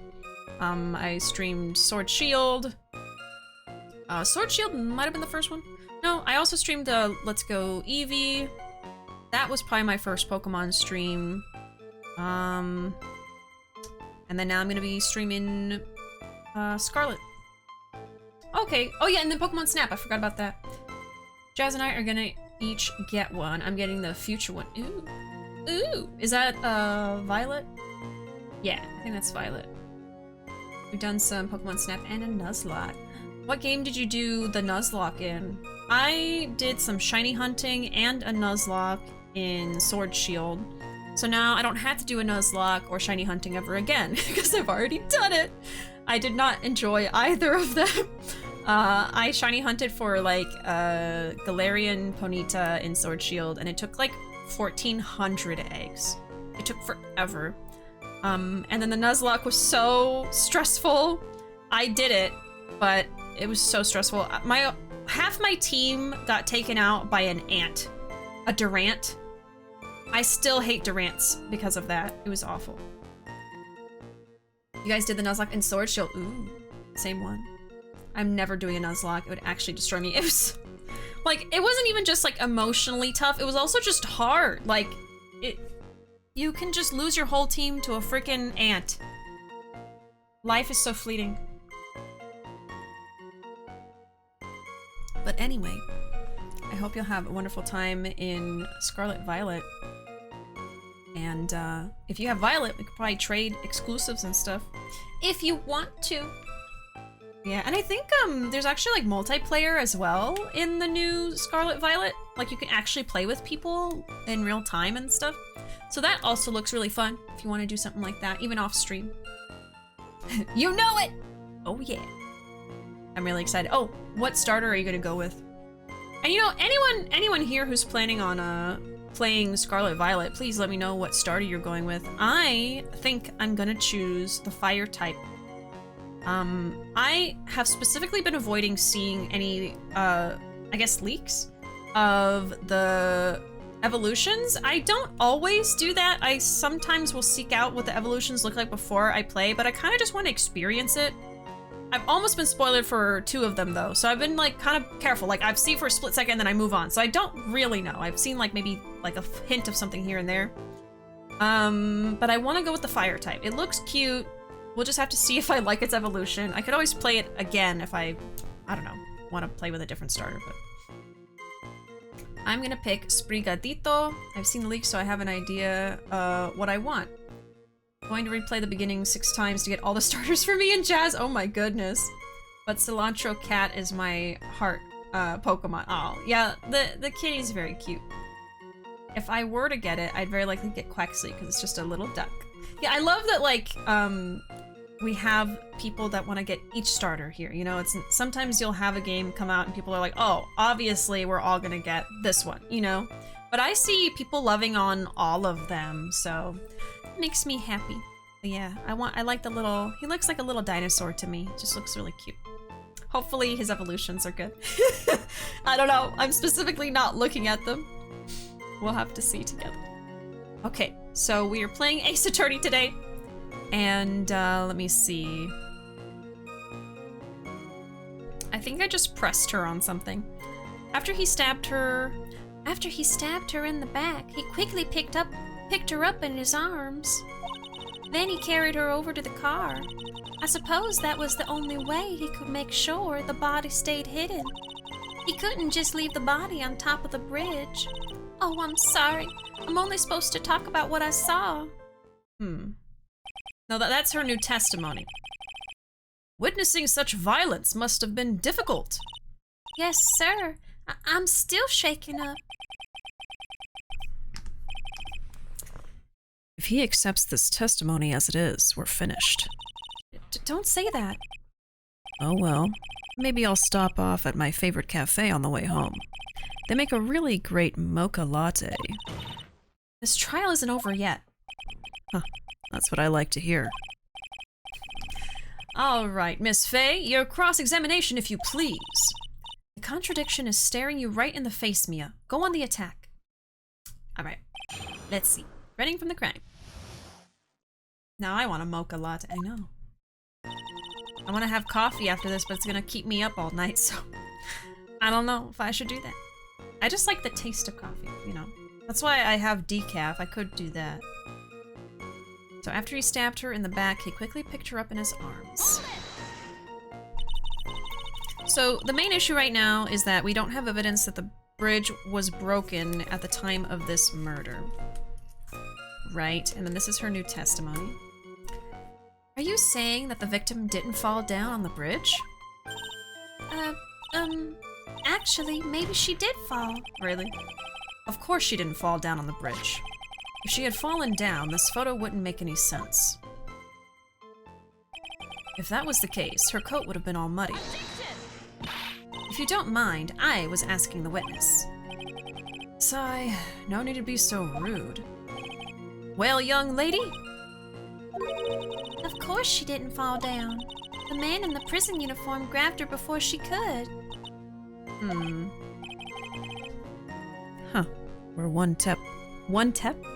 We're one step too slow. Sorry. And then, what did the defendant do after that? Okay, so hold on. So now they're establishing V didn't fall. F stabbed and grabbed her. Okay, before it could happen. So he stabbed her in the back, he quickly picked her up in her arms, and then he carried her over to the car. You personally witnessed that? Yes. Did anything strange happen when he did that? Well, I don't know if you'd call it strange or not, but that's when the victim's scarf fell off. You mean this scarf? Her words match what we found at the scene. I don't see any problem. Didn't they say they found the scarf at the bridge, though? Found on the bridge. Well, there's the contradiction. Okay, so scarf found on bridge.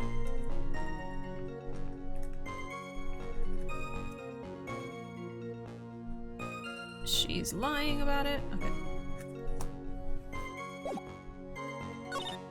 Carried her over to the car. I guess.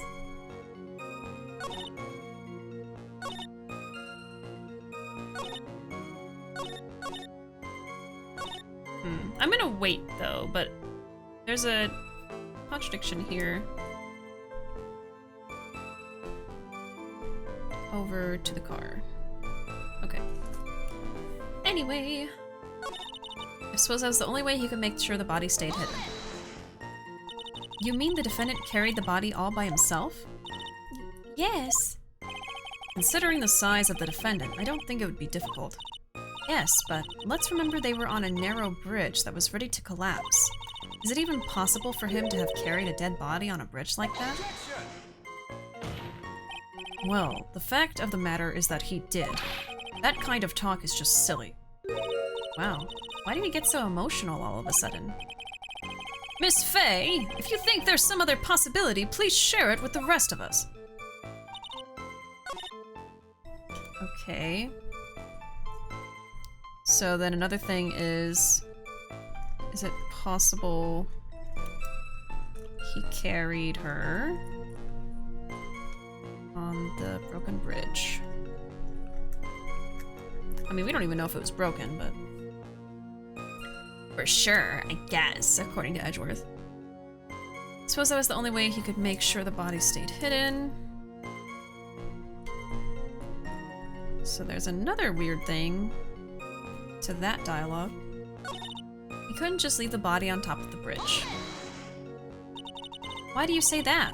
It's already a broken down bridge hidden away in the mountains. Doing anything more to hide the corpse would be going overboard, wouldn't it?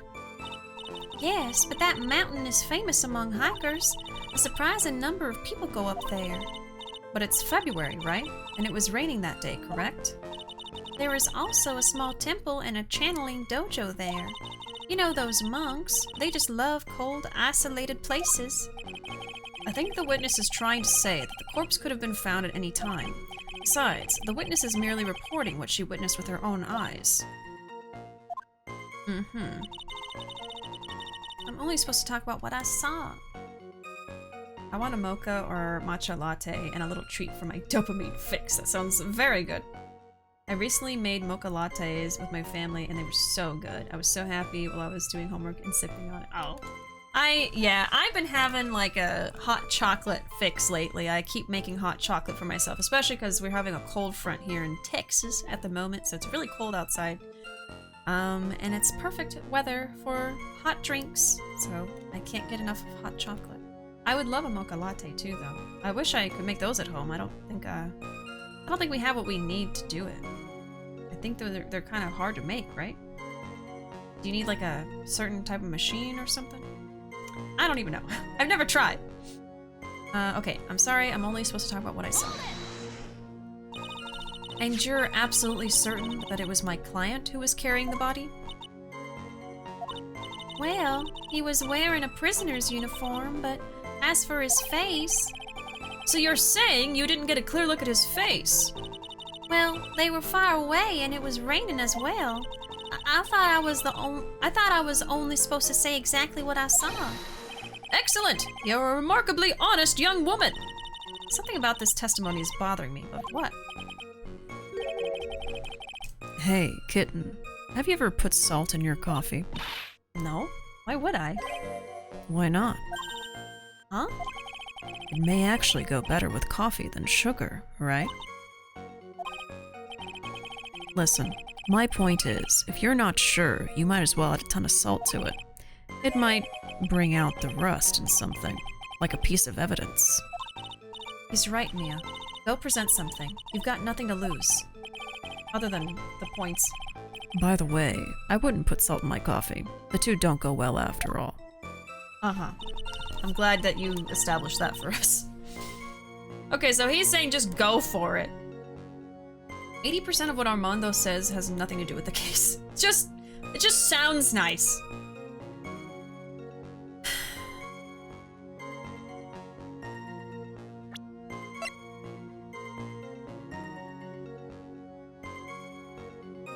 I mean, what I think is if he stabbed her, immediately picked her up, he would have blood on him. But we don't have anything about that. If he has blood on him, is not relevant here. And then Edgeworth was saying that we don't know for sure if the bridge actually was broken like this. Which is why we're still here.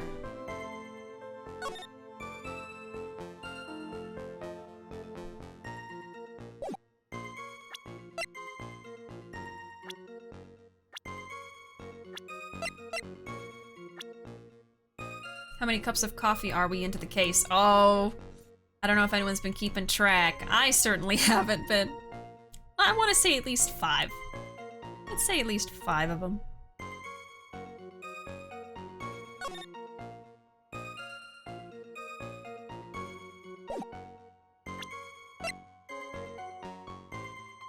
Worn by the victim at the time of the incident, found on Dusky Bridge.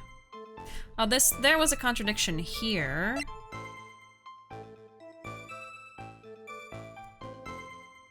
So, carried over to car. So when we press on this, we talk about where the scarf was found. And there's a contradiction there. So I'm gonna just try that since it's just the first thing I noticed. But the thing is, like, the main dialogue doesn't mention the scarf, so I don't know. But we're gonna try it. Nope. That's not it. Okay.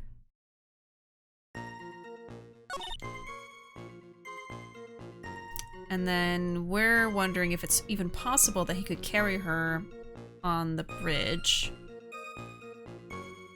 I suppose that was the only way he could make sure the body stayed hidden. I mean, he could also throw her into the river, so I don't know why he would put her in the trunk specifically.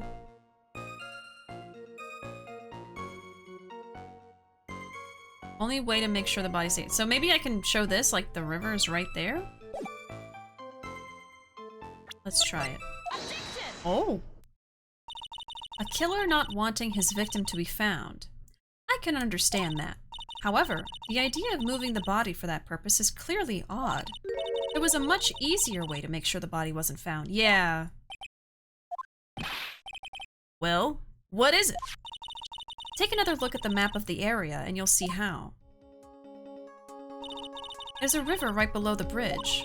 Earlier, Mr. Edgeworth pointed out something interesting about the river. For those who are not aware, Eagle River is well known for its powerful current. Most bodies that fall in are never recovered. Ah! In the kidnapping case 5 years ago, the victim's body was carried away and never found.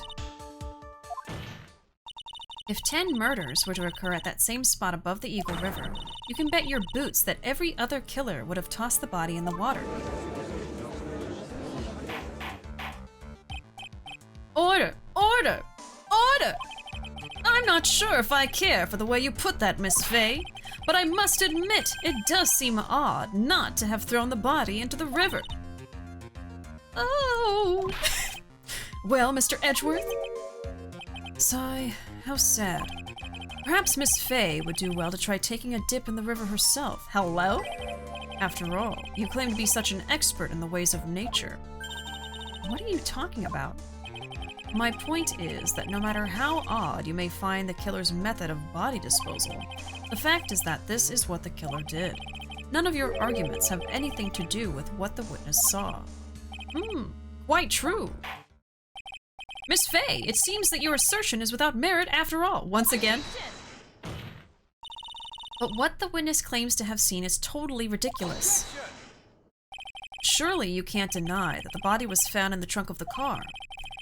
That's certainly consistent with what the witness has told us. Ugh.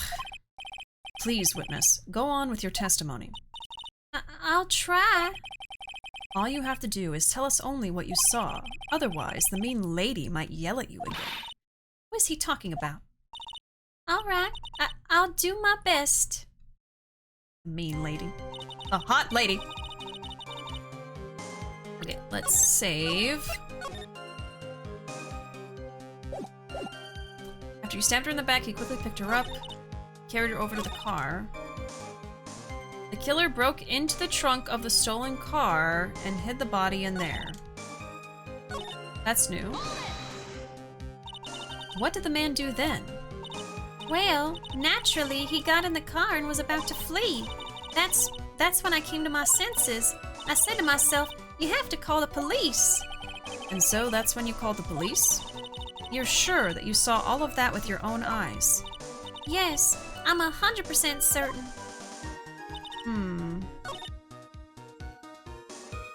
Killer broke into the trunk of the stolen car and hid the body in there.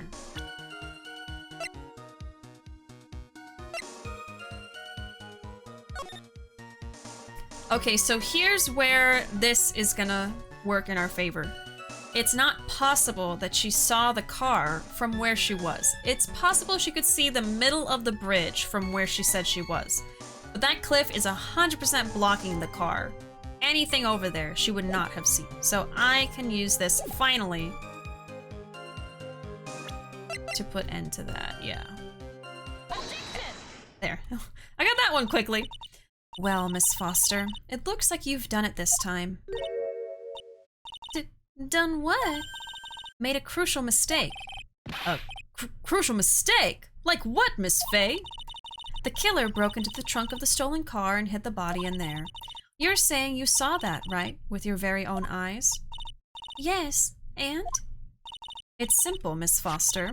Take a look at the diagram. The place you claim to have taken the photo from that day is here. Do you see what I mean? Even if you tried to see the car, this outcropping of rock is directly in the way. Oh, That's right, Miss Foster. From where you were standing, you could not have possibly seen the killer's car. ah! I admit that the diagram shows a large outcropping of rock. However, it isn't so tall that it would stop her from seeing the car. That's right. It's not high at all. I was able to see his car just fine. I'm so sorry, but that just doesn't wash. I believe it was the witness who presented this as evidence to the court, yes? This is the location that the photo was taken from. Ah, yeah, see, it's like a diagonal. Your own photo tells the whole story. Yeah, that rock is all along the left side. You can clearly see the left side of the bridge, but the outcropping that is being referred to is really more like a cliff. Ah! Your view should have been completely cut off by this cliff. Gonna head to bed. Thank you, Bishi. No, thank you so much for being here, Sophia. And I appreciate it.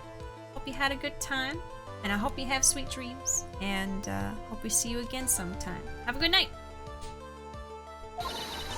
But still, you claim to have been able to see the killer's car. No!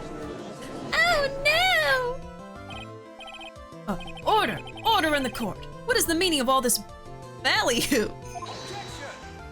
You speak so funny. Your Honor, don't jump to any hasty conclusions. The fact that the escapee fled in a stolen car was reported on the news. After witnessing a murder, I'm sure you can appreciate that the witness was very upset. She must have heard about the stolen car and convinced herself that she saw it. But she was repeatedly warned before starting her testimony. She was told to testify only about what she saw with her own eyes. Oh! Mr. Judge? What is it? I think I must have remembered things wrong. Hey, wait a minute. You can't just say that. Miss Faye, no one on the face of the planet is perfect, except me. Says Edgeworth. Hey, friend. Welcome in. Welcome back, Panda. Hello, everyone. Bishi, how is the brain cell? Oh, you just imagine like in those cartoons when like the steam is coming out of the ears because the brain is like working overtime. That's what's happening. I've gotten stuck a few times today. Not proud to admit it, but at least I eventually have figured it out without hints or anything. But yeah. It's going. We're making progress steadily. But yeah, there's been a few moments. I've had my moments. Gasp, Mia is doing lawyering. Yeah, we're playing as Miss Mia. And also we have Godot as Armando, who looks eerily like Kiryu, so I'm having some feelings here. But yeah. So we are in a flashback that's even before the tutorial case in this game. Old case, Mia's first trial ever. And we are making our way through it. Yes, indeed. Quite true. You know what they say. To err is human. To forgive, divine. I'm inclined to give the benefit of the doubt to our witness here. What? That's not fair. Wow. Wow. Speaking of Armando. Huh. Save the tears for later, kitten. Mr. Armando. Don't look back until the trial is over. Now is the time to go forward. But that wasn't fair. Okay, kitten. You need to relax. Then you need to remember the other kitten's testimony. The killer broke into the trunk of the stolen car and hid the body in there. So tell me, how did she know that? How did she know that he broke into the trunk? Aha. Well, Miss Foster, until you can explain how you knew that, You're going to have a lot of very suspicious people on this side of the courtroom. Well, witness? Well, I'm certain that he broke into the trunk. Because there were marks left on the trunk lid. I'm certain they were scratch marks from when he broke into it. So that is true. There are scratch marks there. What? Let me see that photo. It's true. These certainly look like scratch marks around the keyhole. It's obvious that this trunk has been broken open. Well, Miss Faye, are you satisfied? The judge is on her side. I can't make any mistakes here. What she just said, is there a contradiction in there somewhere? I'm gonna say first. Here's the quintessential Phoenix Wright music. The Law Jam. Yes. It's very good.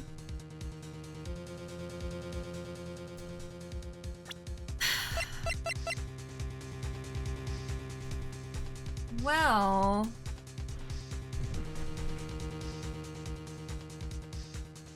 why would he need to break into the trunk if he had the keys to the car?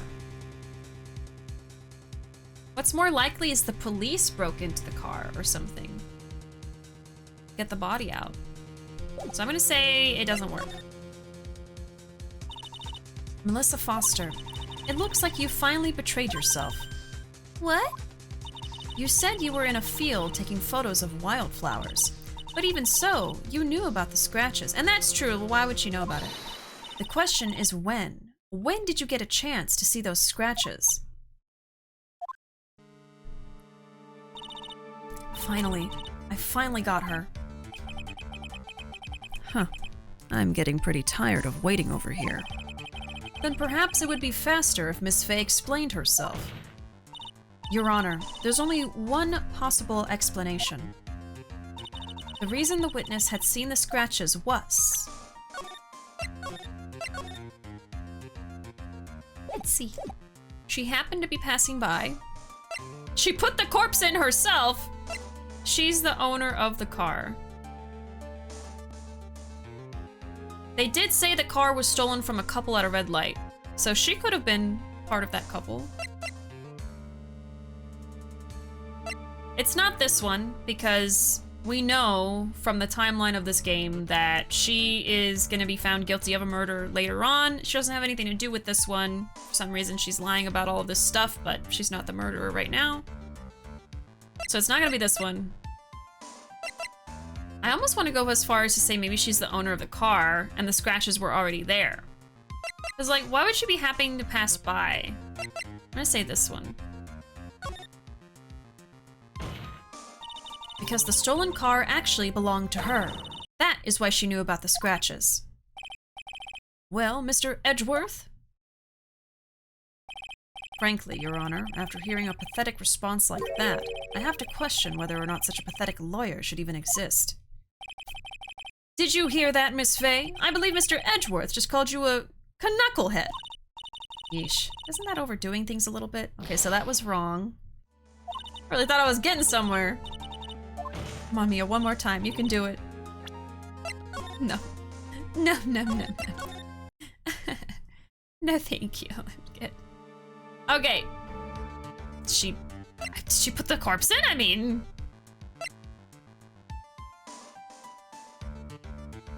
Passing by, I guess? I'm like really not believing this. 'Cause, I mean, why would she put the body in there? The worst and silliest thing you can call a lawyer in the court of law. Not a knucklehead. I'm gonna say my second guess then.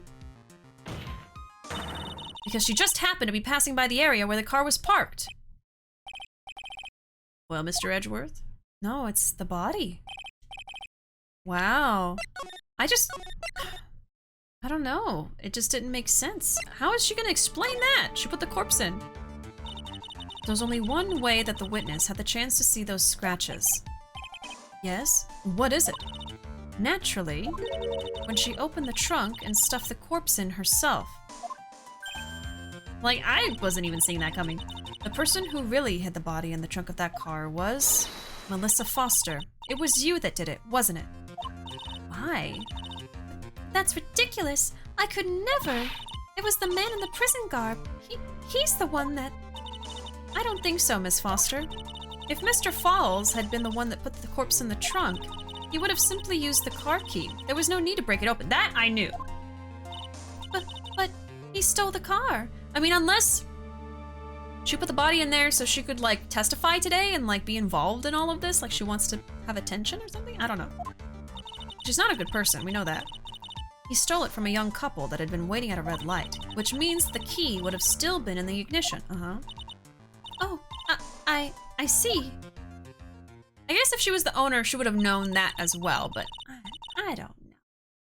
Thank you for telling us about the scratches, Miss Foster. Without that, we never would have uncovered the truth. That it couldn't have been Mr. Falls that put the body in the trunk. No! I just don't understand why she did that. Preposterous to even suggest that the witness put the body in there. If that were true, then how do you explain the photo that she took? The corpse could only have been put in the trunk when the incident occurred. And we already know that at the time she was taking photographs. Okay. Body could only be put in trunk at time of incident. And I do know that it's possible she put the body in there but didn't actually kill the person. I'm just confused why she even did this in the first place, you know? Not such a C word, Knucklehead. Now, is she Edgeworth? I'm getting such incredible deja vu right now. Even saying that I got deja vu is giving me deja vu. I feel like we've had a similar conversation before. Like, everything that's happened in the last 5 minutes. I could have predicted it happening. It's weird. It's weird. Okay, we already know that at the time she was taking photographs. Photographs! I've been holding in the Nickelback reference this whole time. Now is your chance, Mia. Finish this thing. On the contrary, I'm not so certain about that anymore, Mr. Edgeworth. There's no need to think too deeply about it. What I'm saying is the shutter for this may not have been pushed by Miss Foster herself. Ah, she had the timer! Let's take another look at this camera and see what features it has, shall we? It has a timer built into it, even a mini tripod. Why, it's almost as if she had brought this camera just to take this picture. All planned out? What are you trying to say then, Miss Faye? That when the crime occurred, Miss Foster wasn't in the field as she claimed?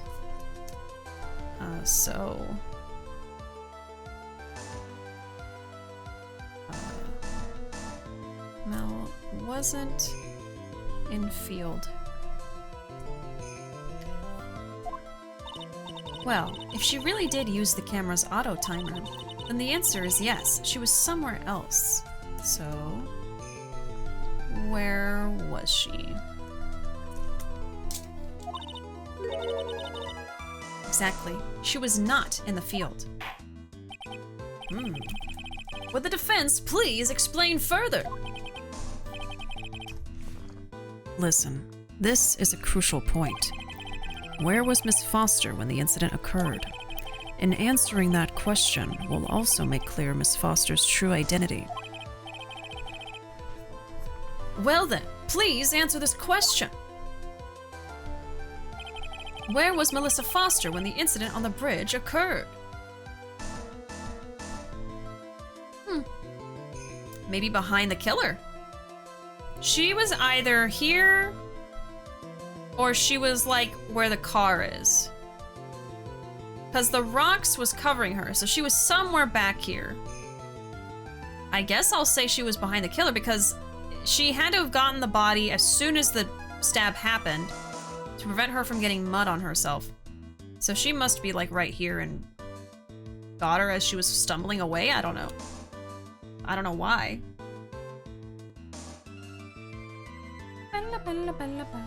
And they said her true identity too. I don't even remember if Melissa Foster is a fake name. Like, I can't remember her freaking name from the tutorial. But I think it's interesting they brought her back for this. Take another look at that snout. I was gonna say camera. Look at that snout. Okay, let's say here on the bridge. It's either here or somewhere here. I really don't know. Can I save? I can't. Naturally, the witness was standing right here. Okay, I think I'm wrong. Well, what do you think, Mr. Edgeworth? Maybe she was hiding by the car? Sigh. Before pointing out where the witness was standing, Miss Fey should do something herself. She should figure out where she stands, if you catch my drift. Oh, don't worry. The drift was certainly caught. Yes, failure is an excellent opportunity for growth. Now try better next time. Ah, yes. Thank you. Okay, I'm gonna do a save down here.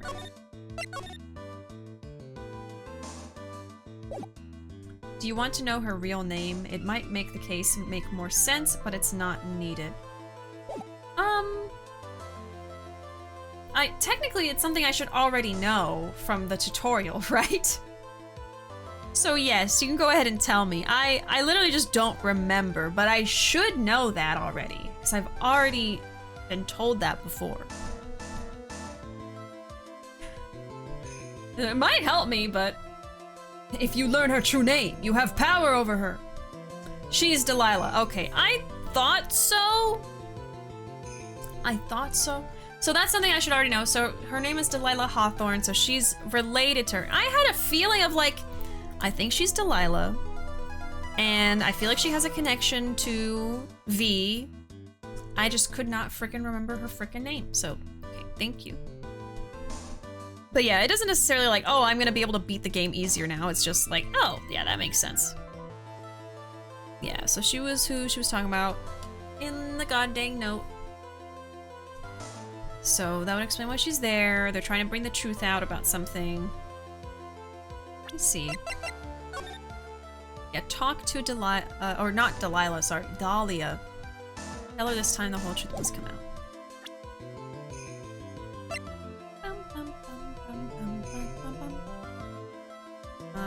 Okay, so anyway, we're continuing. I messed up. Please answer this question. Where was she?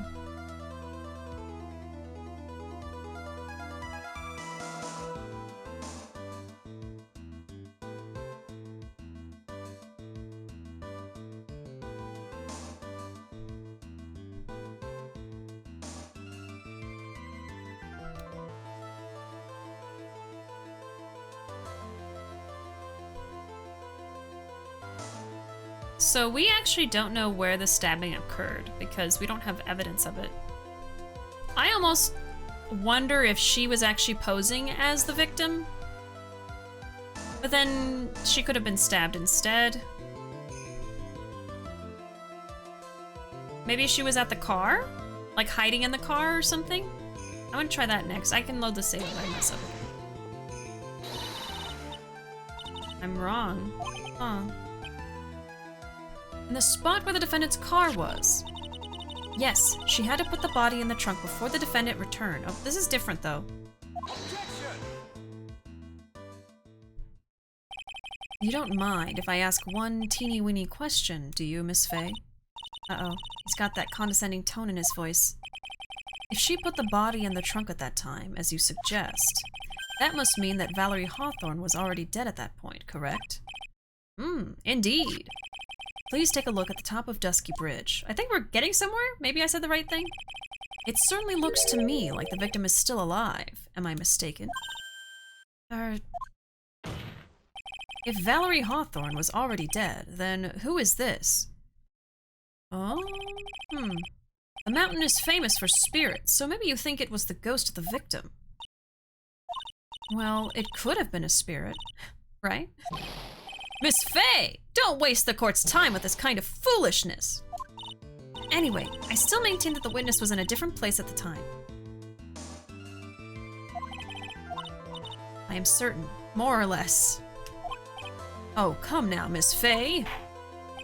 Well then, please answer this question. Okay, I'm gonna load because that's a lot of bad stuff happening. Okay, so I feel like that's helping me solidify that I think that she was already in the trunk.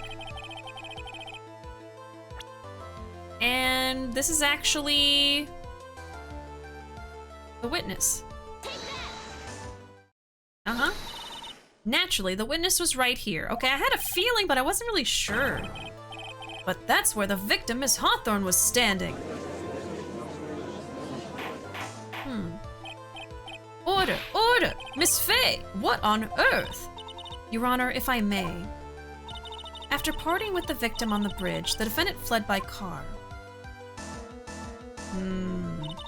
But this would mean that there was no time to put the victim in the trunk, so they wanted to frame him. In other words, if someone put the body in the trunk, it could only have been before the defendant met the victim. Okay. That would explain why she's not muddy or anything. Okay, so that's weird. I mean, I don't understand. Okay, trunk before meeting. Huh.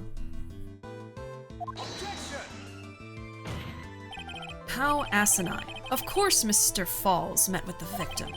The only person with the opportunity to have put the victim in the trunk is the same man that killed her, Terry Falls. You still don't understand, do you, Mr. Edgeworth? By the time the witness's photo was taken, the victim was already dead. The person in the photo was not Valerie Hawthorne. I had a feeling at one point that it wasn't actually her in the picture, but like I didn't know why or who it would have been. What? I've never heard anything more ridiculous in my entire life. Then who exactly is the victim in this photo?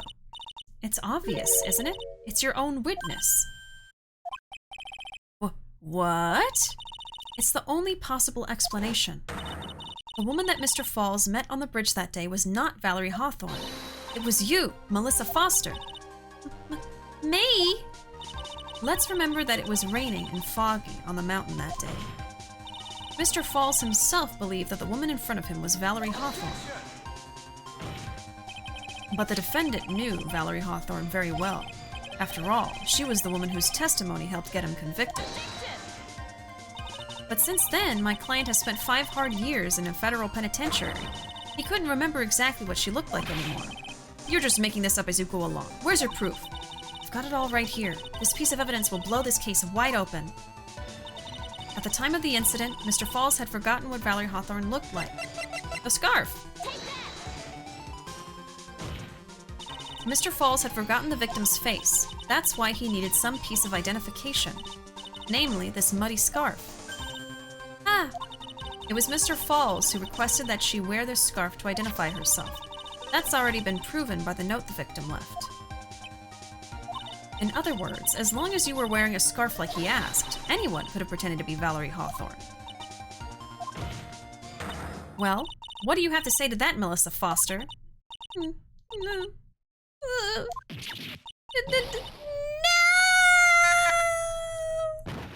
She fainted?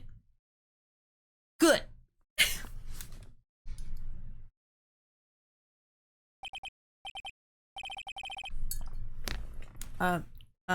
Where's Miss Foster? She's collecting herself in the lobby. It's obvious that Melissa Foster did it. She hid the body in the trunk and disguised herself as the victim. Okay, so...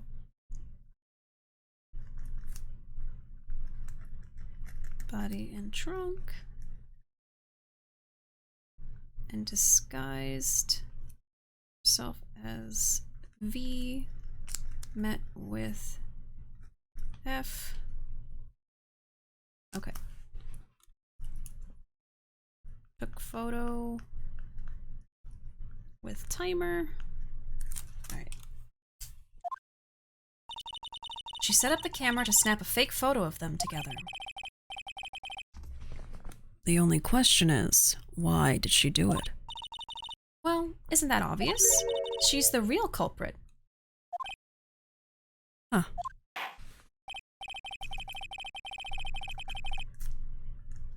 I keep getting hung up on, like, she can't be guilty of murder because she is, like, free in the tutorial case later on, chronologically, but I don't know anymore. I don't know. What does Soot Sprite think of all this? Oh, I should probably be covering Soot Sprite's eyes. You don't need to see all of this violence. But also, So Sprite has no brain cells. So Sprite is basically a living brain cell. So it doesn't have any brain cells in it. No thoughts, head empty. So Sprite's just sitting there looking at the judge thinking to himself, Santa? Santa? until then, this court is in recess. The defense and the prosecution are both to wait in their respective lobbies. Yes, Your Honor. Understood. Very well. This court is in recess. To be continued.